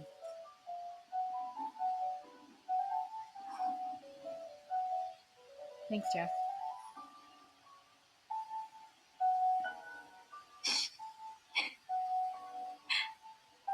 I think this is it. The end I've been waiting for. Honestly, I began to lose hope of ever finding it. Just so you're clear, that crying wasn't me, it was the narrator. Then you came along. I don't know exactly how to thank you. It's hard to explain how much this means to me. It's funny, now that our time together is finally ending, I'm at a loss for words. Let's just watch the end together. Done. A good little tree. The best little tree.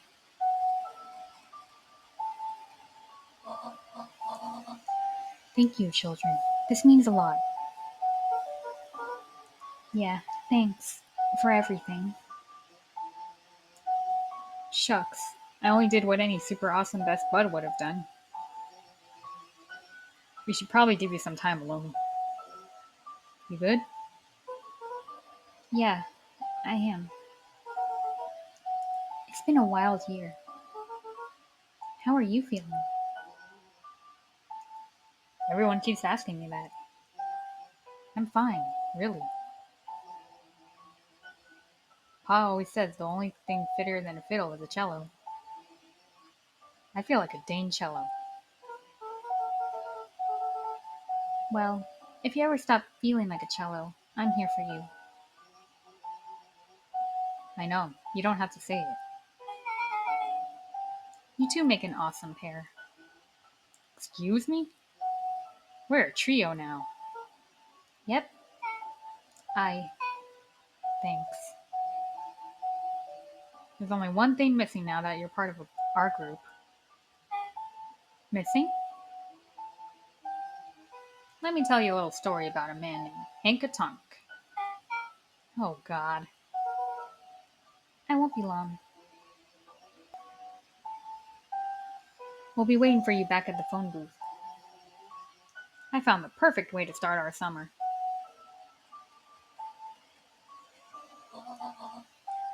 You've got some good friends. I'm so proud of you. Your father would have been so proud. I know. Mom, Can I ask you a question? Do you ever dream about Dad? Not a night goes by that I don't.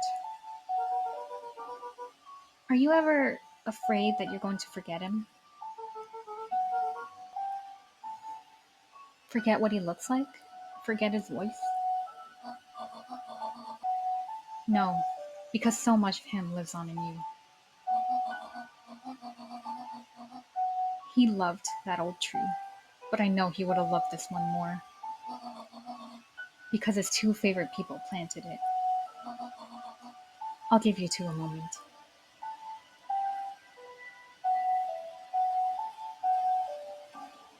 Um, hey, Dad. Dr. Moorwell says that over the next few years this place should warm up.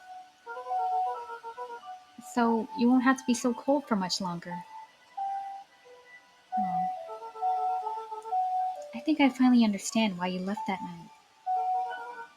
There were things you believed in, big things.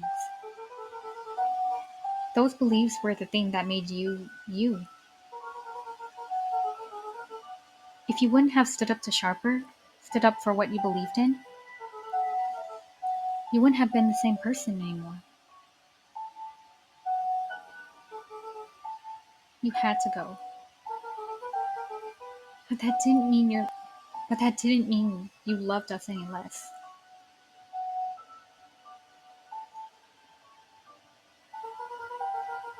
I might not visit you as much as I used to. I know you understand.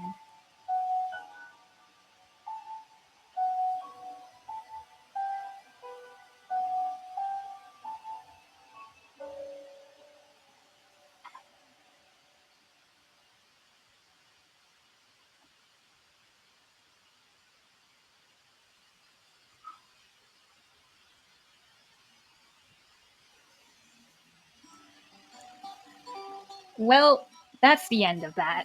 Um, wow.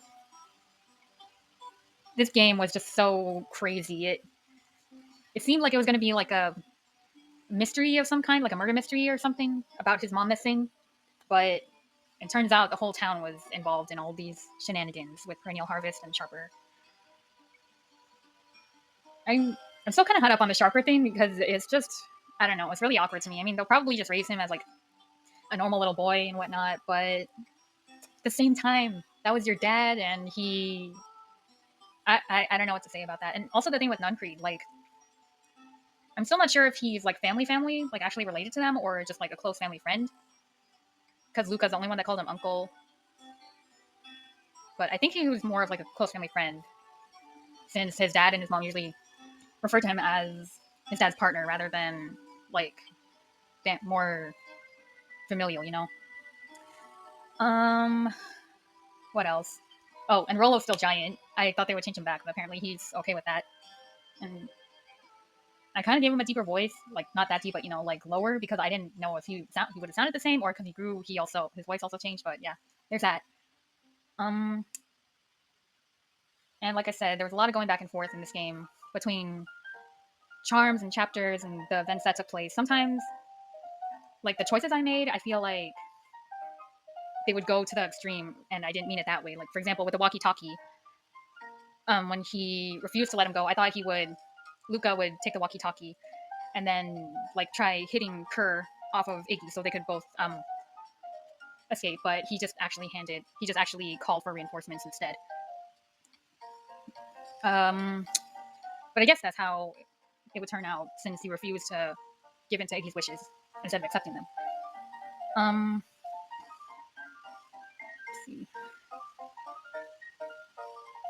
But game, for my first gameplay, I'd say I really enjoyed this game. It took a lot of twists and turns I didn't think it'd go into. It got really emotional near the ending, but everybody seemed to get a happy ending. Dawn got an internship as a reporter, and Roxy also got an internship I think, or she's going into school or something like that. And we found our mom in the end, so I guess it wraps up nicely. Oh,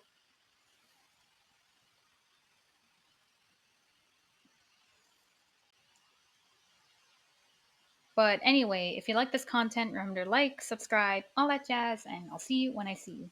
Take care, chickadees.